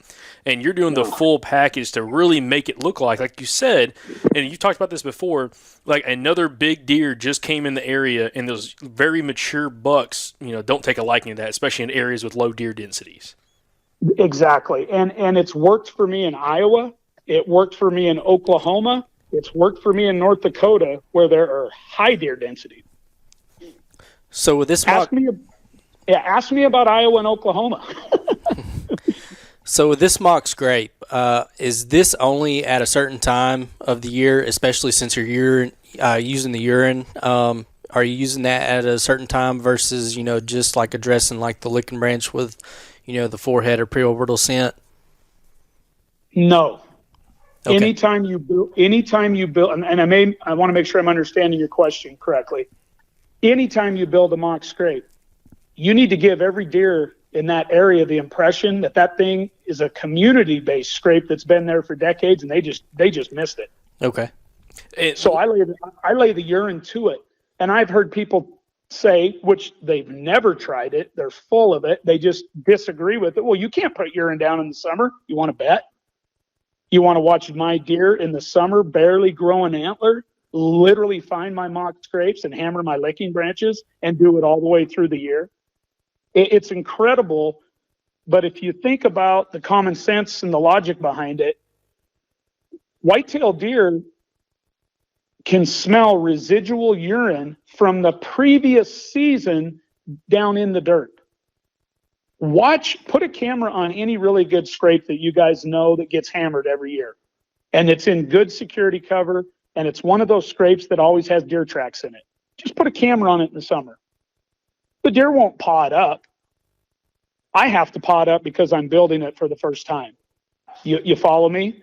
But what the deer will do is they will walk in. Your does will do it big time. They'll scent check that dirt from the previous year. It's just ingrained in them to scent check it. They won't dig in it. The bucks won't even start digging in it until they go to hard horn. Every now and then I get a young buck in velvet to dig in them. Then it's just because they don't know what they're doing yet. They're excited. But as soon as my bucks go to hard antler, September 1st, roughly, all of my bucks start urinating or start to urinate and start to really put their nose down in that dirt. And then mid-September on, my bucks are scent checking the dirt too. And then in October, they're pissing in them. And they're peeing in them all through November and into early December. Just curious, what are your thoughts on peeing in the scrape? Okay, I love this question. and it's one that, I've taken some flack for, but I have peed in a scrape before, and it's been unreal.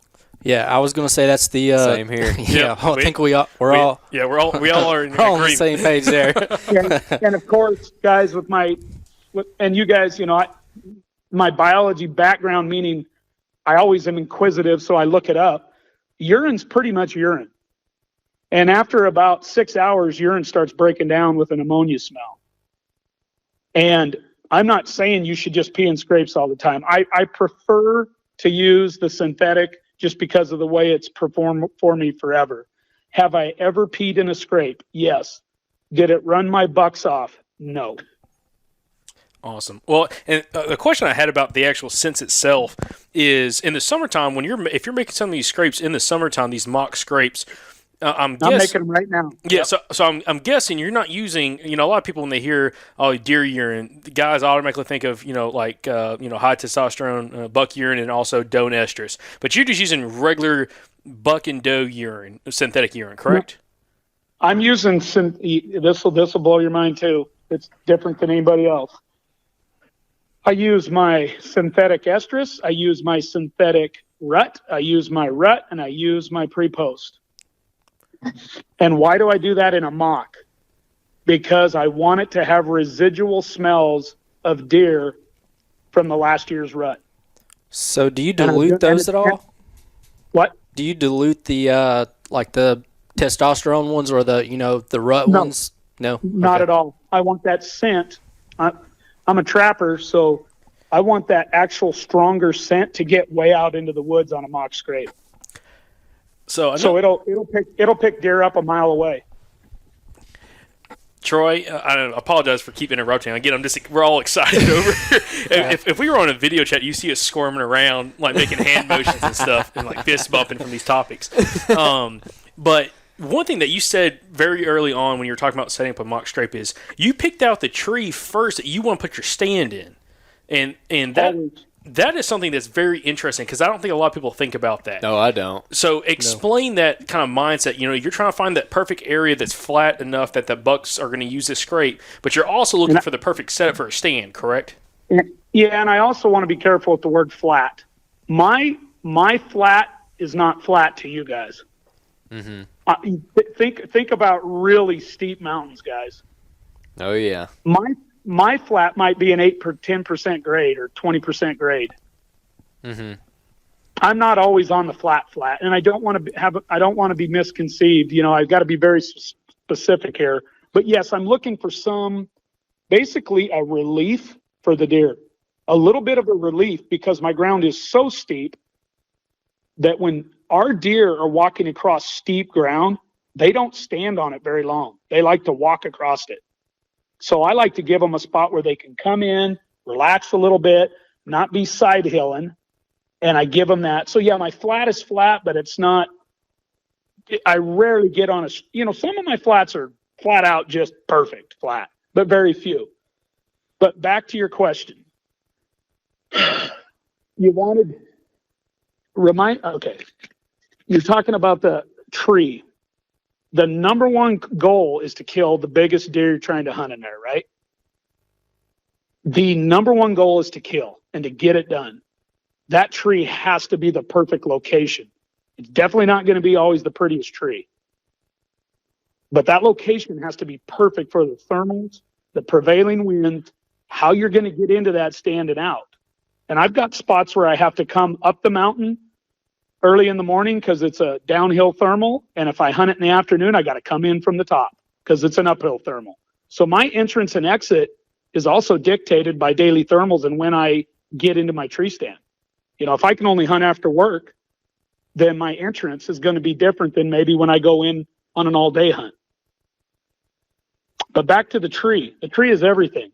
The killing tree, Andre and I talk about it all the time, or I hear him talk and I've talked to him behind the scene. You got to pick the killing tree, the tree that allows you to have a wind advantage on a deer that thinks he has the perfect wind.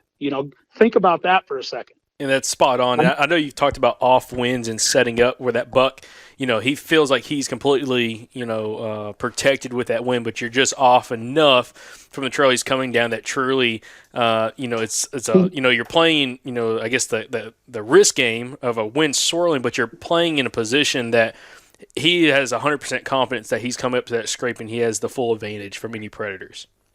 That is true, and that's why I've killed a couple in the 180s and a couple in the 70s and 5 of them in the 60s or whatever, and it's because all those old deer, when I kill them, they are shocked.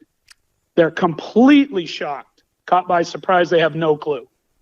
And it's never for me, it's personally never been he's on to me, he's kind of knowing I'm there. I'm killing him totally relaxed.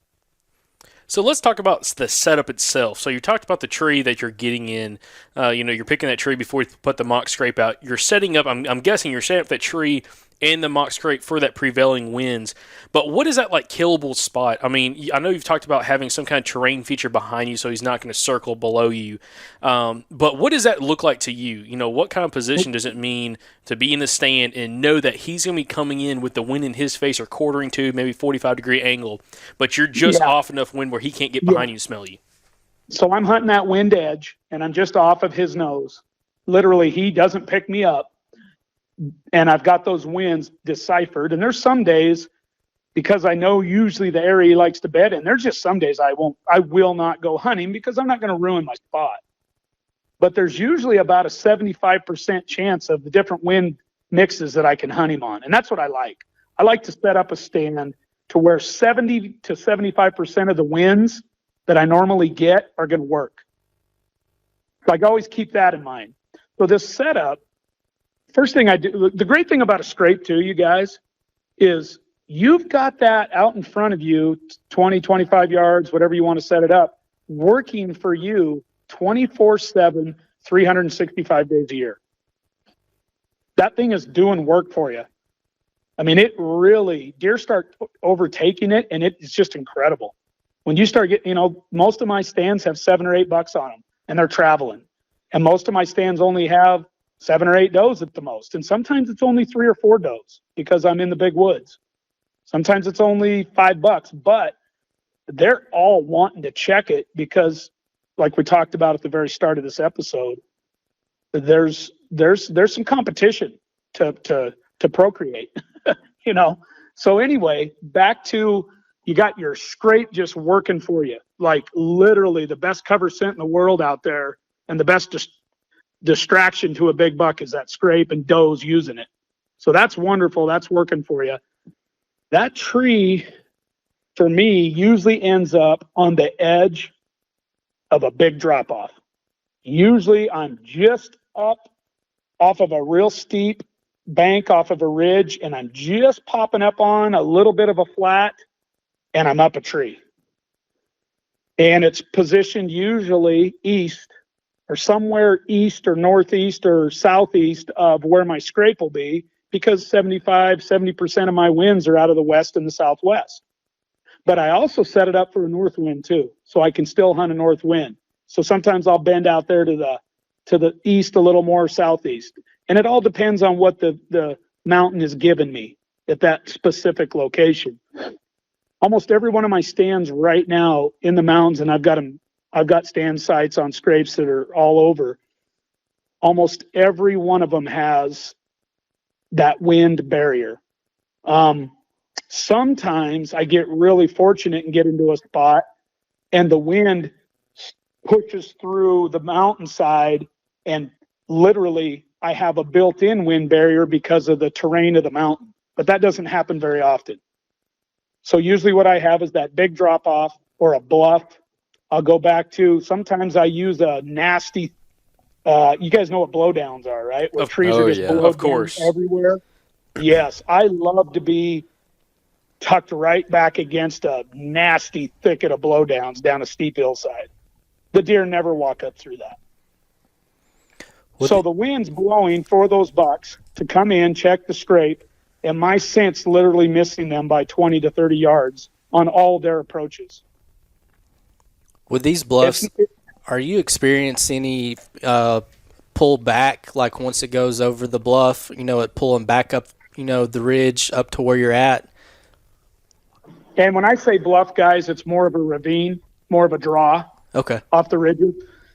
Heavy timber. What I experience is in the morning I have phenomenal wind because the wind's sucking down that draw behind me because of the thermal. And then once the thermal kicks uphill on me, it usually pushes my wind back towards the direction I walk in uphill, because a lot of times I come in down on top of big deer. I like to come high and drop down on them.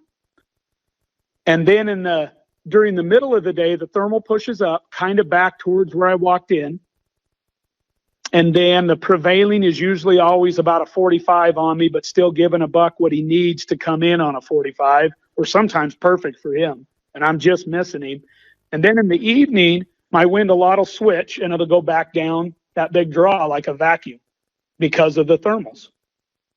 Where I really do well is on a 10 mile an hour, 15 mile an hour wind day, when the prevailing is perfect for me and the thermals kind of get canceled out. That's when I kick ass, because I also got some noise in there. When it's windy, like 10, 15 miles an hour, I love it because it's steady. My thermals get overridden and the wind is strong enough to push right through where I want it to. And if the wind's the right direction for those bucks, I'm set up right off the edge of it and they're not walking up through my barrier. Does that make sense? That makes excellent sense. And I've got a question, kind of going back is, on both the topics of, your mock scrapes and the wind. Have you ever had, and this came up on one of our last episodes that I thought about this, have you ever in a situation put a scrape in an area that knowing the prevailing winds is going to blow it through that thick cover that those deer are bedding in, especially those older age class bucks, that draw them out of that onto the edge or right, up close to the edge of that thicket? Again, maybe you had that scrape, 10, 15 yards into that thick stuff, but to draw them from an area, especially like in areas that we hunt, it's a lot of multi-age clear cuts, and you can't hunt in the clear cuts. And once they get to just a couple years old, you can't even rifle hunt them, to be honest. They're so thick. Have you ever done that where you put it on the edge of a really big, thick area to draw those deer out of that area towards your actual camera? Yes, I have, and that's what I do, and I probably wasn't clear about that. I'm always set up next to heavy bedding, and a lot of times my big bucks will fit. My heavy bedding might be 300 acres, which is a big piece of ground. They don't bed the same exact bed every day, but they're in there. So when I say I have my scrape working for me, that's exactly what I'm doing. That scrape's out beyond me. My wind's getting sucked down that draw or up the hill back towards where I walked in. And I'm picking my entrance and exit based on a lot of daylighted areas, an open skid trail from logging. Those bucks don't walk in those in the daylight. Come down through a deep ravine and climb up a steep ass hill to get to my stand. I mean, sometimes I'm my hands are, I've got one where I literally use my hands for 20 yards just to get up to my stand because it protects the heck out of me. My scrape out beyond me, that wind's pushing right down and going right around the edge of the mountain and right into that huge old clear cut that's been there for 60 years. I do that a lot. So what I mean by my scrapes working for me, it's exactly what you're saying. I'm really close to that heavy bedding, and it's blowing that scent from the scrape into that heavy bedding every day. Man, now that gets me excited. That gets me absolutely excited. Yeah, your scrape is your tool to attract your deer. If you can't, and I got to share this with you too, guys. In states like Washington, where everybody baits and I can bait, I have to set up a triangle. I have to set up a scrape, and I have to put some feed out in a triangle from my stand, or I lose every doe on the mountain. Well, maybe that might be something worth kind of diving into. Of course, now public land down here in the southeast, you can't bait on any of it. I think in Tennessee, I've heard, but I haven't verified yet, you can run minerals on some public land. Washington out here you can, so I have to play that game over there. Well, my question is, we have a lot of listeners that hunt in what we, around here they call them hunting clubs. A lease that, there might be 10 to 15 guys in it, and they can bait. A lot of the southeastern states can use bait. I think Georgia, Alabama, Arkansas in some areas, and I think South Carolina. Don't quote me on that in any one of those states. But for some of those guys that are stuck in a position like that on a lease or club where there's multiple guys doing this that are running bait, explain the whole triangle kind of theory and how you use that. So I came up with this on my own. So all these guys that start copying me down the road in their articles and stuff know you got it from Troy Pottinger. Because it's funny, over the last 20-some years, trust me, the scrape thing's really blown up. And I remember a day when I was the Lone Ranger, me and a couple other guys, and I remember those days when people just didn't believe it and called BS. And as soon as the trail cameras came out and they started running video, it all changed. All right. When I started hunting, anytime I hunt a state, I hunt, Oklahoma allows it too. So I do this in Oklahoma and I do this in Washington. You're going to compete against everybody baiting. You guys are privy to that. So a lot of guys are like, whoever has the best bait pile wins. Well, we all know that big deer don't get old getting shot on bait piles.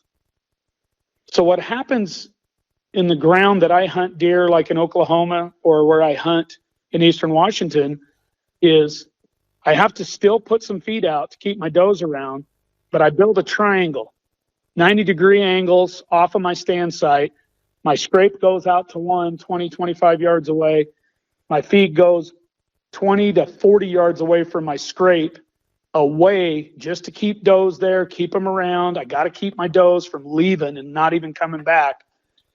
And what I do, and what would have just been incredible, is my big bucks will come in and check that scrape, but they won't go anywhere near that feed in the middle of the day. It's incredible. So I give the deer, again, I have a rule. I give the deer everything they want and whatever's legal, and I play the game against other hunters. And that triangle has just been incredible for me in Oklahoma and in Washington. Yeah, I've seen an article from, I don't know, I can't remember if it was an outfitter or what, but it was in a magazine based out of Kentucky, because, of course, Kentucky is a state that's pretty well known for baiting, especially early season. And that whole topic, they did the same thing, and that's how they were killing a lot of their big deer was, setting clients up in what they call a triangle. But what they were talking triangle was putting themselves close to that bedding area on that travel corridor going towards the feed, on the downwind side of that feed itself. But you're kind of using that my feed is my feed is a destination food source. My scrape is an entity that my bucks will check, even though they won't go near the destination food source till after dark. And it's incredible because they're only 30 yards apart. Mm-hmm. Yeah, that's it's just incredible. It's incredible to watch bucks not even go near it in the daylight, but they'll come over to that scrape 30 or 40 yards away. Now, getting back to scrapes and doing mock scrapes, what do you think the biggest mistake is you see guys doing when they're trying to do mock scrapes or even just trying to set up on a scrape? Okay, let's talk mistakes with mock scrapes first. I think the biggest mistake people make with mock scrapes, it's twofold. There's two huge mistakes. Location is everything. Authenticity is everything. And it has to be authentic to your deer and your habitat. You better know your deer. You better know your ground. You better know what kind of scrapes they build, what they look like, what species they want to lick on, and you better dig the dirt just like they do it. And you don't want to present them with a weak, testosterone-driven, frenzy-type scrape. You want to present them with something that tells them, holy shit, there's a lot of deer here and I need to get involved with this community. I think our number one down here is going to be the beech tree. Yeah. For sure. I mean, it's everywhere in Alabama. A beech tree, it has these horizontal limbs that go out at all the right heights, and they're always scraped underneath and licked on. Yeah, and guys, it's funny, if I can share a quick story with you. I took a guy out about 2 months ago. I'm helping him set up on a big buck. And I built this mock scrape for him in front of him, and then I had him build, sometimes I'll do this, I'll build a double. 2 great big mock scrapes that look like community scrapes, both of them, because deer will do that. So I had him mimic me and copy exactly how I built the first one, and he put it like 10 yards away, or no, 5 yards away. And once I built it, he was just he just couldn't believe it. He's like, this is April. And he's a great guy, young guy, police officer, wonderful guy, wanting to really learn how to kill these deer. And he's like, man, this is really going to work, huh? And he goes, I trust you, Troy. I see you killing it. I go, it'll work. And he was pumped about building it, and he really enjoyed the process and the detail that we went through. And, it took us half hour, 45 minutes to build him right. We literally went for a shed hunt from that point on to go look for this big buck sheds that he's after. And he goes, Troy, come here. Holy shit. Guess what he found? He found a scrape just like the one he had just built. And he said, I can't believe this.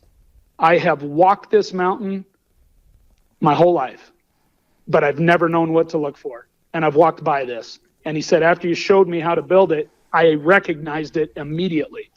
He goes, this thing's been here forever, and I've never noticed it because I didn't know what to look for. So then it even gets better, and I can send you the text.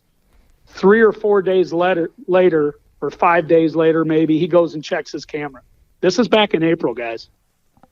Guess what he's got on his camera at those 2 scrapes we built? Oh, I don't know. Tell us. 5 different bucks barely growing antler. Hammer, checking it. Yes. We had 5 bucks there in 4 or 5 days. And that's in April.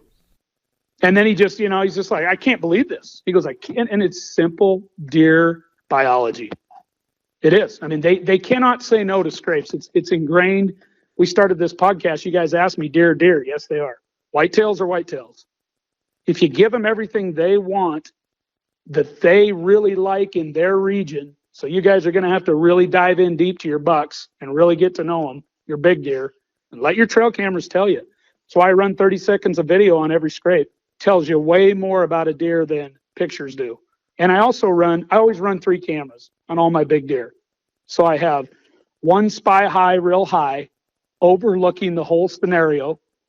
Then I have one at about 8 or 9 feet high taking pictures of the scrape. And then I have one usually hidden on video for the scrape down low. So I get really cool video of the bucks, but I'll hide it in a stump to where the bucks can't even see the camera. Now, Troy, you said there was I think another mistake that guys make when doing mock scrapes. Let's dive into that again a little bit more. So authenticity and then location. Mm-hmm. I pass up.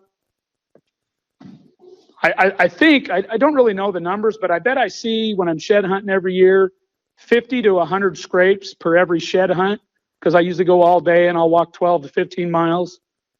On a half day, I'll walk 6 or 8 miles, and I grid stuff. I just love to pick up sheds, so I grid everything every 20 yards for miles. Anyway, I'll run a cross between 20 and 30 scrapes, little scrapes here and there. I might find one that might interest me. And if they're not in the right location with the right cover and the right light is really important. That real secure light that deer feel good in, not real bright. That heavy canopy light, that's what I like. That location is crucial. And then you got to make sure that you've got mature bucks in the area that are keeping tabs on your doe family groups that overlap those 2 areas. And that's where you want to lay your scrapes out. I would never build a scrape on a field edge or a meadow edge or any type of opening. I can't do it out here. If I lived maybe in Iowa, or if I lived maybe even in my buddy's place in Oklahoma on private, heck yeah, you probably smoke some deer, because it's a different ball game with those deer out there. They're more comfortable in the daylight. They're more comfortable out of the brush. All right, I got something I want to jump into, and kind of like the science or meteorology, type aspect of it. As far as weather, with you living up there, are you getting a lot of rain? Do you think that affects how much they revisit these scrapes? Yes. Yep. And then also, so what's your second part? And then also, the moon. What are your thoughts on the moon? And I've got my own thoughts, but I'd like to hear yours on it.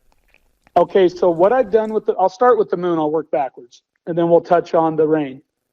For me, with the moon, I really started keeping track of it because the dudes that kill big deer are killing big deer, and they're really praising this red moon. Okay? And some of my buddies really like it. My trail cameras have shown me that in those red moon phases, and I don't know if it's just coincidence or not, but my bucks do move really good during those red moons. I personally grew up really liking, before the whole red moon thing came out, I was just a moon phase guy. And I'm a big proponent of the amount of light a big buck has coming into his eyes. I feel like when we have those really dark nights and little moon, small moon phases, the next day hunting can be incredible the whole day. I really like that. Big full moons in the mountains up here, my deer tend to do a lot at night because of the light. They're comfortable. They're doing more at night. They're moving more at night. And I see it on my trail cameras on the full moon nights. Now, I've killed bucks on the full moon day, and I've killed bucks. I kind of killed bucks all over the pattern. But I think the one reason I have is because of how I'm hunting a deer different than most people are hunting a deer. And, I'm hunting a different part of their biology than most people are. As far as rain goes, first thing I love about buck fever synthetics is it crystallizes. So every time it rains, it re-emanates the scent, which is badass because it works for you. It keeps working after it rains. I feel like my big deer are just like us humans. What do we do when it's pouring the rain outside, guys? Laying down. You get old like me. I know you guys are all probably young. You get old like me and it's pouring the rain. Guess what? Us old guys are smart enough to just say, I'll wait a couple hours. Yep. I really believe old whitetails, we're all mammals. I really believe those big old bucks pick and choose very specifically when they want to move. And I think if it's pouring the rain in a high pressured time hunting period of the day, they're really going to lay up. If it's a low pressured time during the day, like middle of the day, and if it's during the rut, they're probably going to get up no matter what. But outside of the rutting phase, that big seeking and chasing and even breeding phase, I tend to see my bucks like to move a little more after the rain and check my licking branches and check my scrapes right after a rain. It's been real evident on my cameras. Now let's talk snow. You guys get any snow at all in the South? When we get snow, the entire state shuts down and they cancel school and everyone buys all the milk and bread. But yes, about once every 2 years that happens. Well, no, it depends on the state. So, Troy, let's say this. It depends on the state. Alabama, Andrew's correct. It might be once every couple of years. Other states like Tennessee get snow very often. Arkansas, a lot of our listener groups get snow. If it's snowing, I'm hunting. My deer, for whatever reason, move a ton in just a nice, easy snow. And even a pretty hard pounding snow, any time near the rut, and they love to dig the scrapes out. They like to keep the scrape dug down. Again, if you guys end up watching that episode, and I'm not trying to plug it, but I would like you to see it because you'll see the video of it. You'll see the buck I killed on a quick clip, a couple clips of him in my scrape digging the snow out of the scrape on a day I wasn't there. He just over marking and checking that scrape, and he's doing it in the first part of December. He's hammering, and we're a late November rut out here, so that helps give you a little idea what as far as what time of the whitetail rut I'm hunting out here in December. It's kind of the tail end of the big deer rut, or the big deer seeking out the last couple does. That first part of December is kind of what I run into out here. Now, one question I had, just because I really don't know the definition. What is a red moon? That's when the moon. Oh, it has to do with the gravitational pull of the moon, and it's not exactly a new moon, but it's when that gravitational pull lines up over the Earth or whatever at its best point, and it has to do with that pull. I've just seen on my cameras. I'll check my red moon little calendar for fun, and I get a lot of good trail camera pictures in the daylight on those days. I don't know if it's coincidence or not. Yeah, I had on some of my trail cams, usually like a 7 to 10 day window. There's a huge flurry of activity over these scrapes, and then for 2 weeks it's totally dead, and then it picks back up for almost another 2 weeks, and then it's dead again. Are you seeing the same thing? Or I guess, and maybe that may be around the red moon. To be honest, I just got into the red moon phase stuff again here recently, but I'd just like to get your thoughts on that. My deer tend to be pretty consistent. If I can go hunt them, the big bucks that I get on my scrapes, they're pretty consistent weekly. Like I'll get 2 or 3 daylight visits a week, which to me is really good on a big deer. That might not be very good in some areas, but out here, that's really good odds for me. Then, of course, I've got to have a wind that'll work for them for me to go hunt it. But all that to say, I don't see big peaks and valleys. I see pretty consistent licking branch. I see pretty consistent scraping and licking branch once we get into hard horn. And proximity is everything for me. If I get close enough to where a big buck's hideout is, then I get him a lot in the daylight. It's all about, for me, in my opinion, where I locate that scrape. When I'm just getting a big buck at night all the time, I've always been too far from him. I was going to ask, because you're talking about running cameras quite a bit. How often are you checking cameras, and when do you know it's the right time to try to kill that deer? My rule for checking cameras is once a month because my deer are so careful. Once a month, and then when I hunt. So I'm going to go make a huge trail camera check, and my check usually is about 1,500 miles of traveling in 3 different states and checking different drainages. And so I spend 4 or 5 days traveling around, sleeping in my truck, and just checking cams. And I like to do it once a month because I do not like to bother my big deer. Once a month, let them run. I really am a big believer in let my scrape work for me. So once a month starting in April, guys, I run them all winter, but I can't get to them in the winter because the snow is too deep. So I go in and start pulling cameras in April, and I refreshen all the scrapes. As soon as the snow allows me to get in between April and May, I do all that. And then in June, I'm just getting ready right now, middle of June here coming up. I'm going to go make my big circuit. I'm going to go check everything again and freshen my scrapes. And in the states where I can run minerals, I'm going to refresh the minerals. So I'm running a triangle in all the states where I can run minerals. And then I'll leave it alone till about a month later in July. And then I start getting serious about I got a full month of those deer addressing my scrapes through the month. And like I said, if I get one of my big bucks checking my licking branch and scrape 3 times a week in the daylight, it's freaking game on, man. But I don't get excited till August. So then I go back in August and I try to time it. My opener is August 30th in Idaho, September 1st in Montana and Washington. So I try to go check my Washington and Montana stuff right away, about August 10th.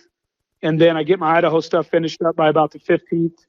And that way I give all of my deer 2 weeks without me even close.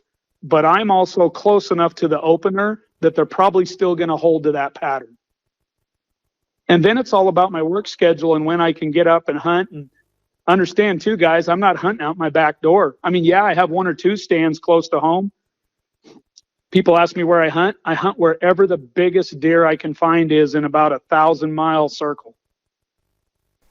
That's some Over dedication. 3 states. What's that? I said that's some dedication. And my truck's got 214,000 miles on it too. I mean, that's why. But everything I have is built for my hunting. My truck's built for my hunting. Everything I do is totally for the whitetail. Troy, I've got to ask you this because this is coming up, something that I'm interested in talking to guys like yourself, guys that are consistently killing the older top end age class buck, top end quality buck for their area, especially in places like yourself where it's just lower deer numbers. Again, that's relatable, different across different parts of the country that do have lower deer numbers for whatever reason that might be. But what do you see the biggest mistake guys are making when they're trying to target a older age class, that top end buck in their area? They do not understand the wind in their area. Number one mistake, guys, they do not understand what the wind's doing and they don't play it right. Let's dive into that, please, for me. I was going to say, just please dive into that, a little bit more details on, again, those topics. So we're talking about low deer densities and killing those deer in those areas. Those deer in the low deer density areas like I hunt, that are high pressured. So we're just going to say high pressured deer. We don't even have to say public. High pressured deer, period. Even if it's on a private piece that 20 guys hunt, that's high pressured. The biggest mistake every whitetail hunter makes is they screw themselves. The setup, the scrape setup, the stand setup, everything's wrong based on the wind. First time they go hunt it, they sit morning, afternoon, or all day, whatever they think, that buck's on camera. And all of a sudden they're like, man, I didn't see him. He's been on camera all freaking week, and I didn't see him. And it's because they have the wind wrong. That deer knows they were there, and it's usually scent. It can also be their approach. One thing I do, guys, is park my truck 3 miles away and ride my e-cycle up now, which is really helpful because I make zero noise. So, yeah, it's that wind is number one, in my opinion. And then entrance, exit, stand placement, all of that is right behind it. I've never been to a tree stand of a buddy's, in my opinion, that I haven't said, yes, your stand's perfect. And I'm not saying that because I'm trying to be cocky. Every guy I've ever went and helped set their tree stand up or try to adjust it for them, they're just a little bit off with where they place their stand because they haven't really thought through the big picture. And we'll move their stand for them, and I'll explain why I would set it here versus where they had it. And they're like, yeah, that totally makes sense. And they're just not thinking of that yet because they just don't have that experience yet, or they haven't learned enough about how to decipher their wind and their thermals. So I would say wind and thermals are number one mistake guys make. They don't understand them. So when you're talking about getting the right wind, you're specifically talking about hunting a wind where the buck thinks he has all the advantages coming in there. So is that a wind quartering to his face or over his rear end, or what does that look like for the buck? My bucks always usually at least come in with a quartering to their face, yes. And you guys need to study your deer. Watch them. See how they walk. If you've got bucks walking in at you with the wind blowing in your face, they're not a very smart buck. And God bless you, kill them, because they don't deserve it. No, but my bucks always come in with a wind advantage. It's just like my bears out here, and I love bear hunting. And my bears have unbelievable nose. I hunt my bears exactly like my bucks. They always come in with a wind advantage, and I'm always positioned just off to the edge, flirting with a little danger. And guys, I hunt high. People ask, I've had people make fun of me why I hunt high. Come out here and hunt with me for a year, and then you'll see why I hunt high. I hunt high because it gives me a wind advantage in the mountains over these deer. It really does. I hunt 12, 15 feet when I'm in Iowa and in Oklahoma. When I'm in North Dakota, I hunt 12, 15 feet high. That's all I need because the prevailing winds are super consistent. I get 30 feet up out here, 25 to 30 feet, all my sets, and that's why I'm killing deer right under me. Literally walking in and on film, shooting them at 20 yards, 15 yards, 12 yards, 9 yards. And it doesn't always work perfect either, guys. They kick my ass too. They're good. They're smart. They're incredibly careful. So I get my butt kicked too, and that's why I love it so much out here. That's why I don't ever want to move. To me, it's the ultimate whitetail challenge out in these mountains. Yeah, I can definitely see why. Yeah, I'm sure the elevation poses, problems too, especially how steep it is. I'm sure you have to climb higher just to, get above them. Yeah, I always try to, I'm glad you brought that up. One of my rules is always have the high ground advantage on them, even if the high ground means 3 feet higher than where you put your scrape, 4 feet higher. I'm always big believer in that high ground advantage. I hate to set on the low side of a scrape. I just won't hardly do it.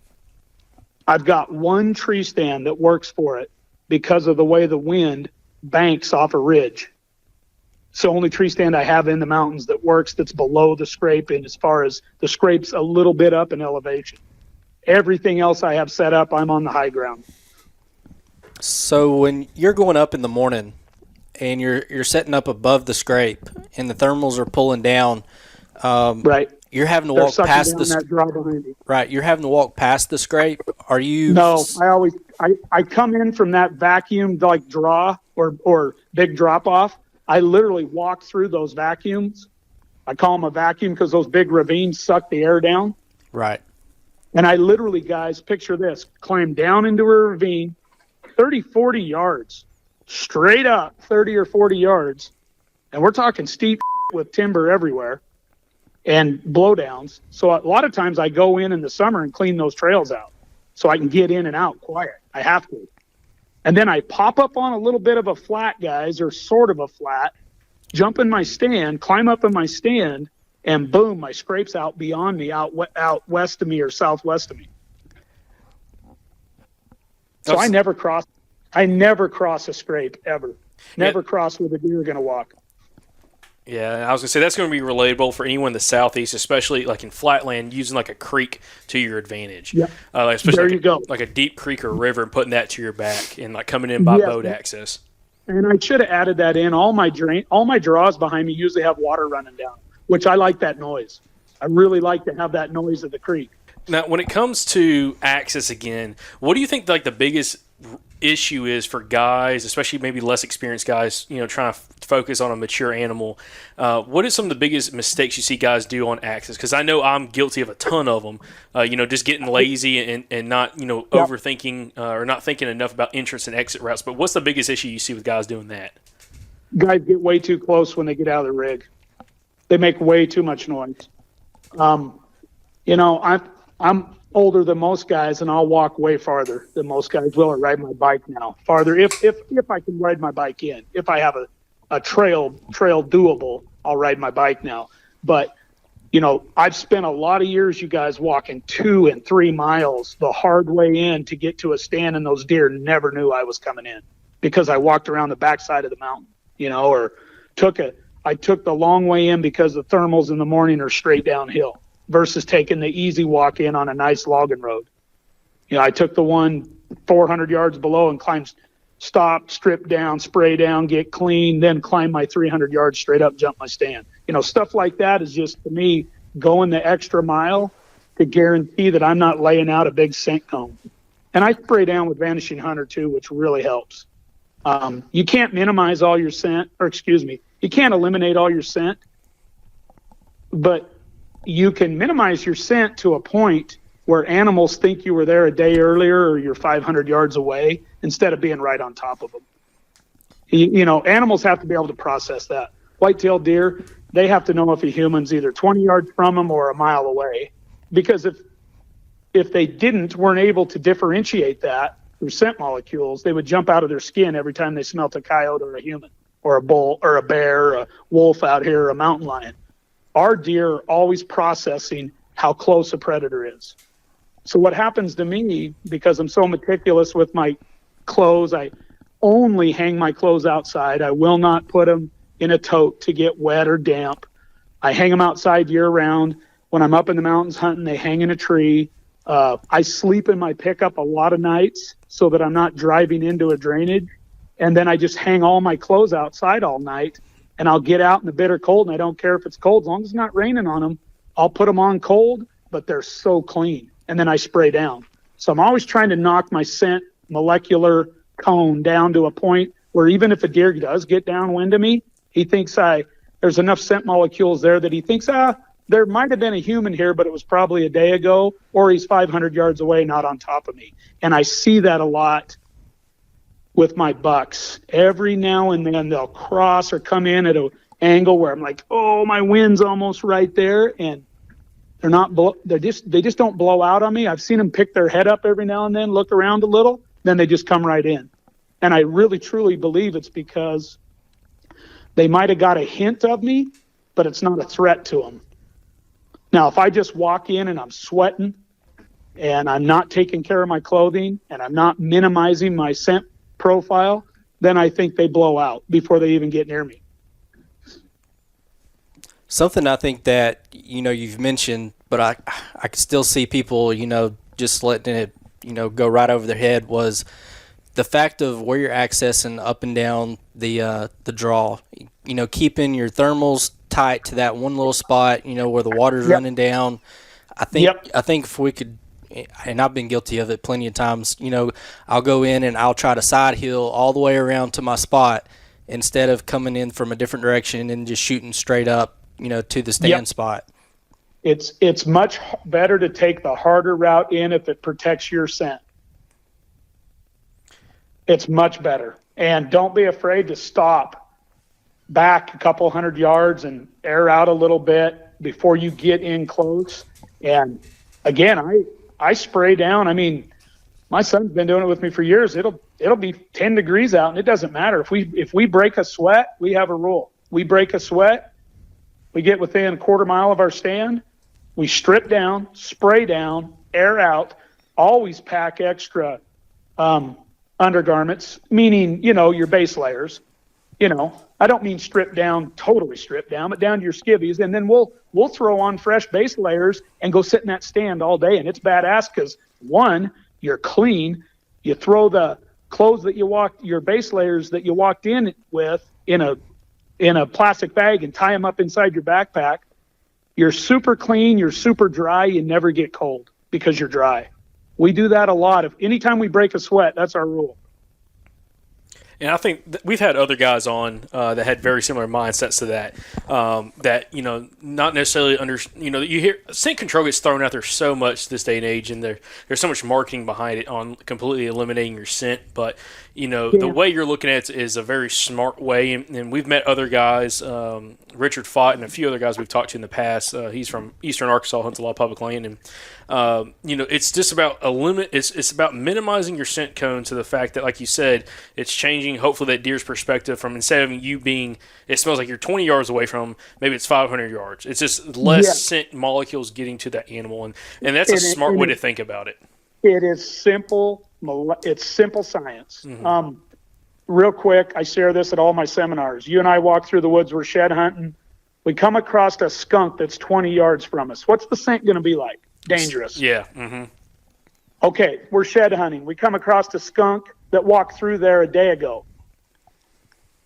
We barely pick up a hint of him, and we don't panic. We don't even worry. We just go, oh, skunk came through here.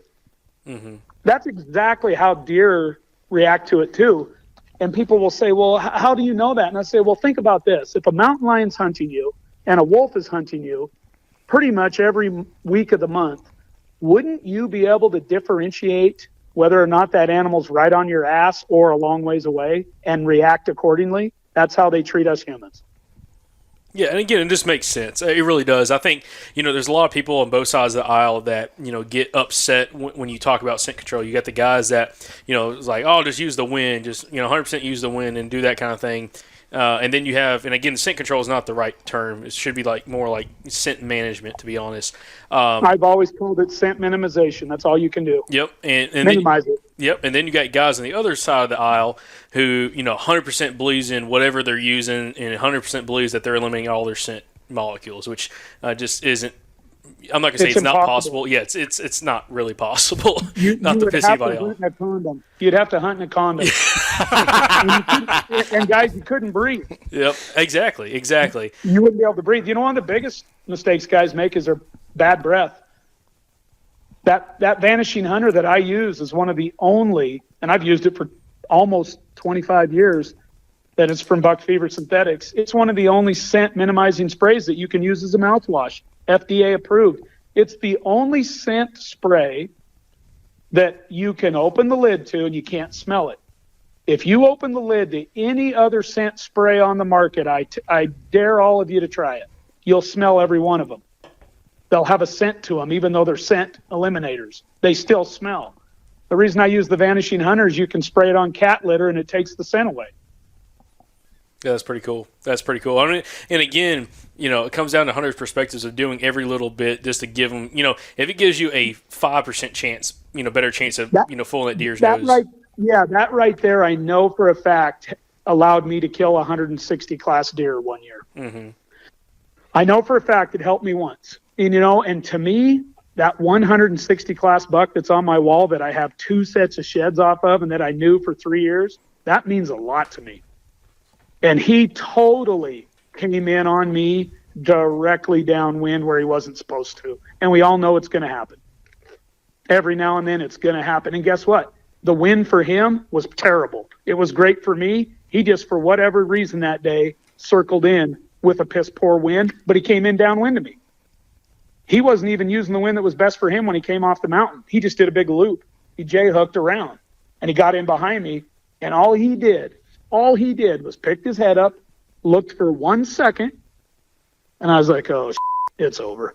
And then he walked in. And then, guys, he walked right in, and I shot him at 9 yards. And I just pancaked him, blew right down through him. I was hunting really high. Arrow went down through one lung, blew out his heart, and blew out his brisket. It was wicked. Now, one thing we haven't really touched on, and I know Andrew's giving me signs over here that he wants to wrap it up and get everybody wrap this up, but we haven't really talked about your hunting setups. How high do you like to hunt, and how does that play to your advantage in some of these situations? When I'm hunting in the mountains, I like to hunt 25 to 30 feet up.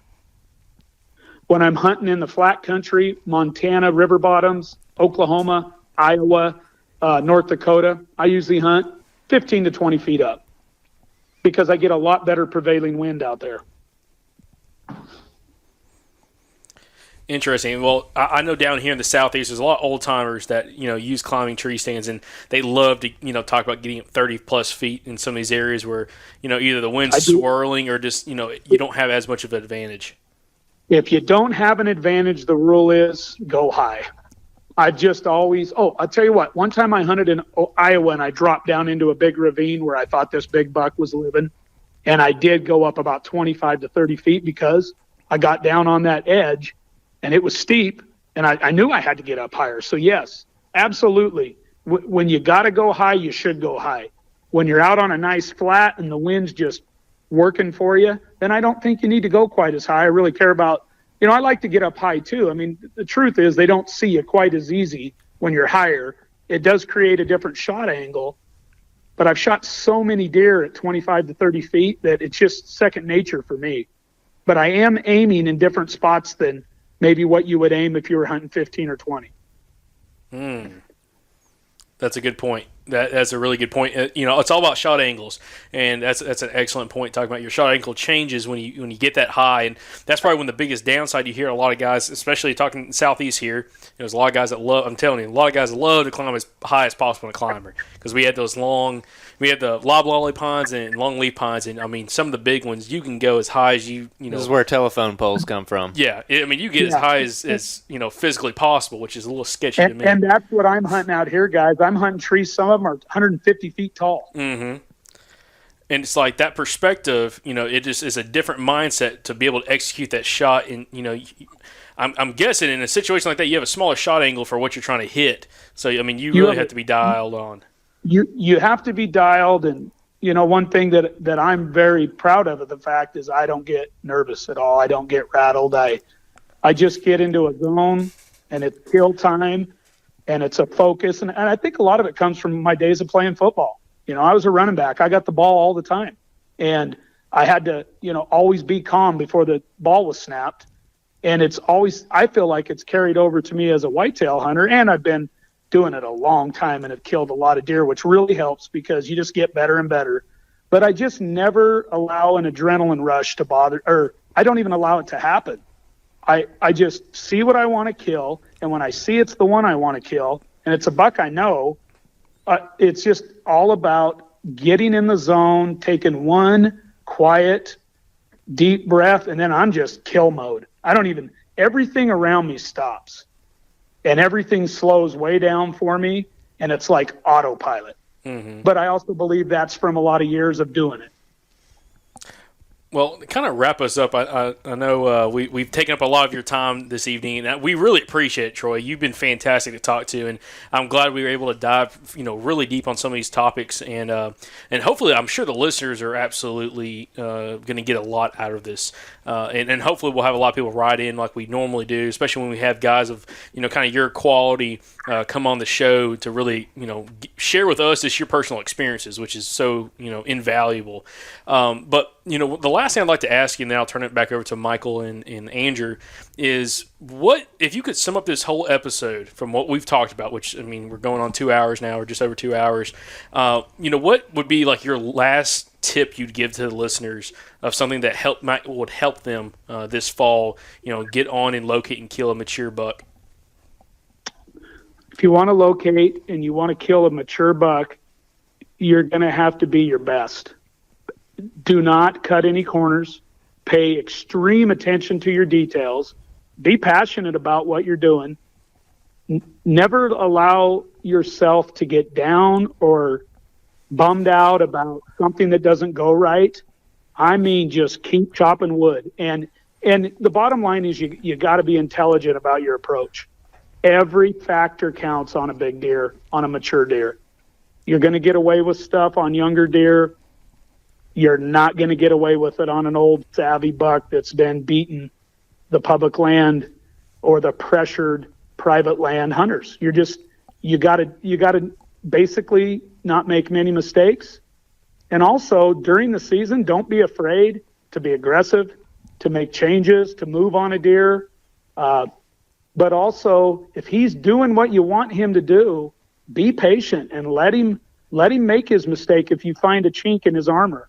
So it's one of those, you really have to decipher and break down what equation you're dealing with every different individual buck. Get to know your buck. Start watching him on video. Get to know his personality. But, the big thing is just smart, intelligent, hard work. Don't cut corners if you want to kill big deer. I want to know, as my last question, with running all of these trail cameras and video and everything, what is something that you've noticed that, maybe you formed a hypothesis on something or something that is not mainstream yet, anything out of the ordinary or something unique that you've noticed?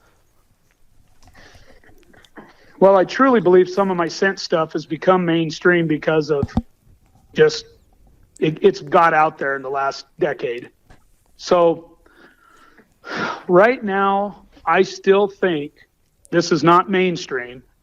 I still think there's a lot of companies trying to sell scent and promote scrape hunting, but they're not teaching about the completely different types of scrapes that you don't want to waste your time on. The key, in my opinion, and what's really neat, if you really want to become a big buck killer and you want to incorporate scrapes on it, you got to go figure out your area, what your deer prefer, where they will use one in the daylight, and you got to get rid of all the nighttime scrapes and don't even hunt anything that's only being used at night. Here's a big misnomer in the mainstream. You can kill a big whitetail buck from August till January and February on a licking branch. That's something that isn't out there yet. I kill all my big August, September bucks on licking branches. I kill my big ones in December on licking branches. They don't even have to be digging in the dirt or pawing in the snow. They'll still check the licking branches. It's something they do year round. Awesome, Troy, man. We appreciate it. Sorry for taking like a little over 2 hours of your time, but I think that people are going to really enjoy this podcast, especially if they've kind of known about you for a little bit. Hopefully we got a little bit more into the weeds than other people have. But yeah, man, we can't thank you enough.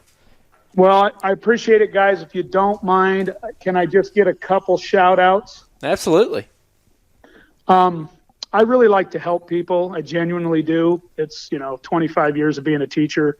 It's important to me to leave something behind when I'm gone. So anybody that's even remotely interested in these scrapes, Buck Fever Synthetics, the company takes really good care of me. So I am a supplier. I sell Buck Fever Synthetics all over the country.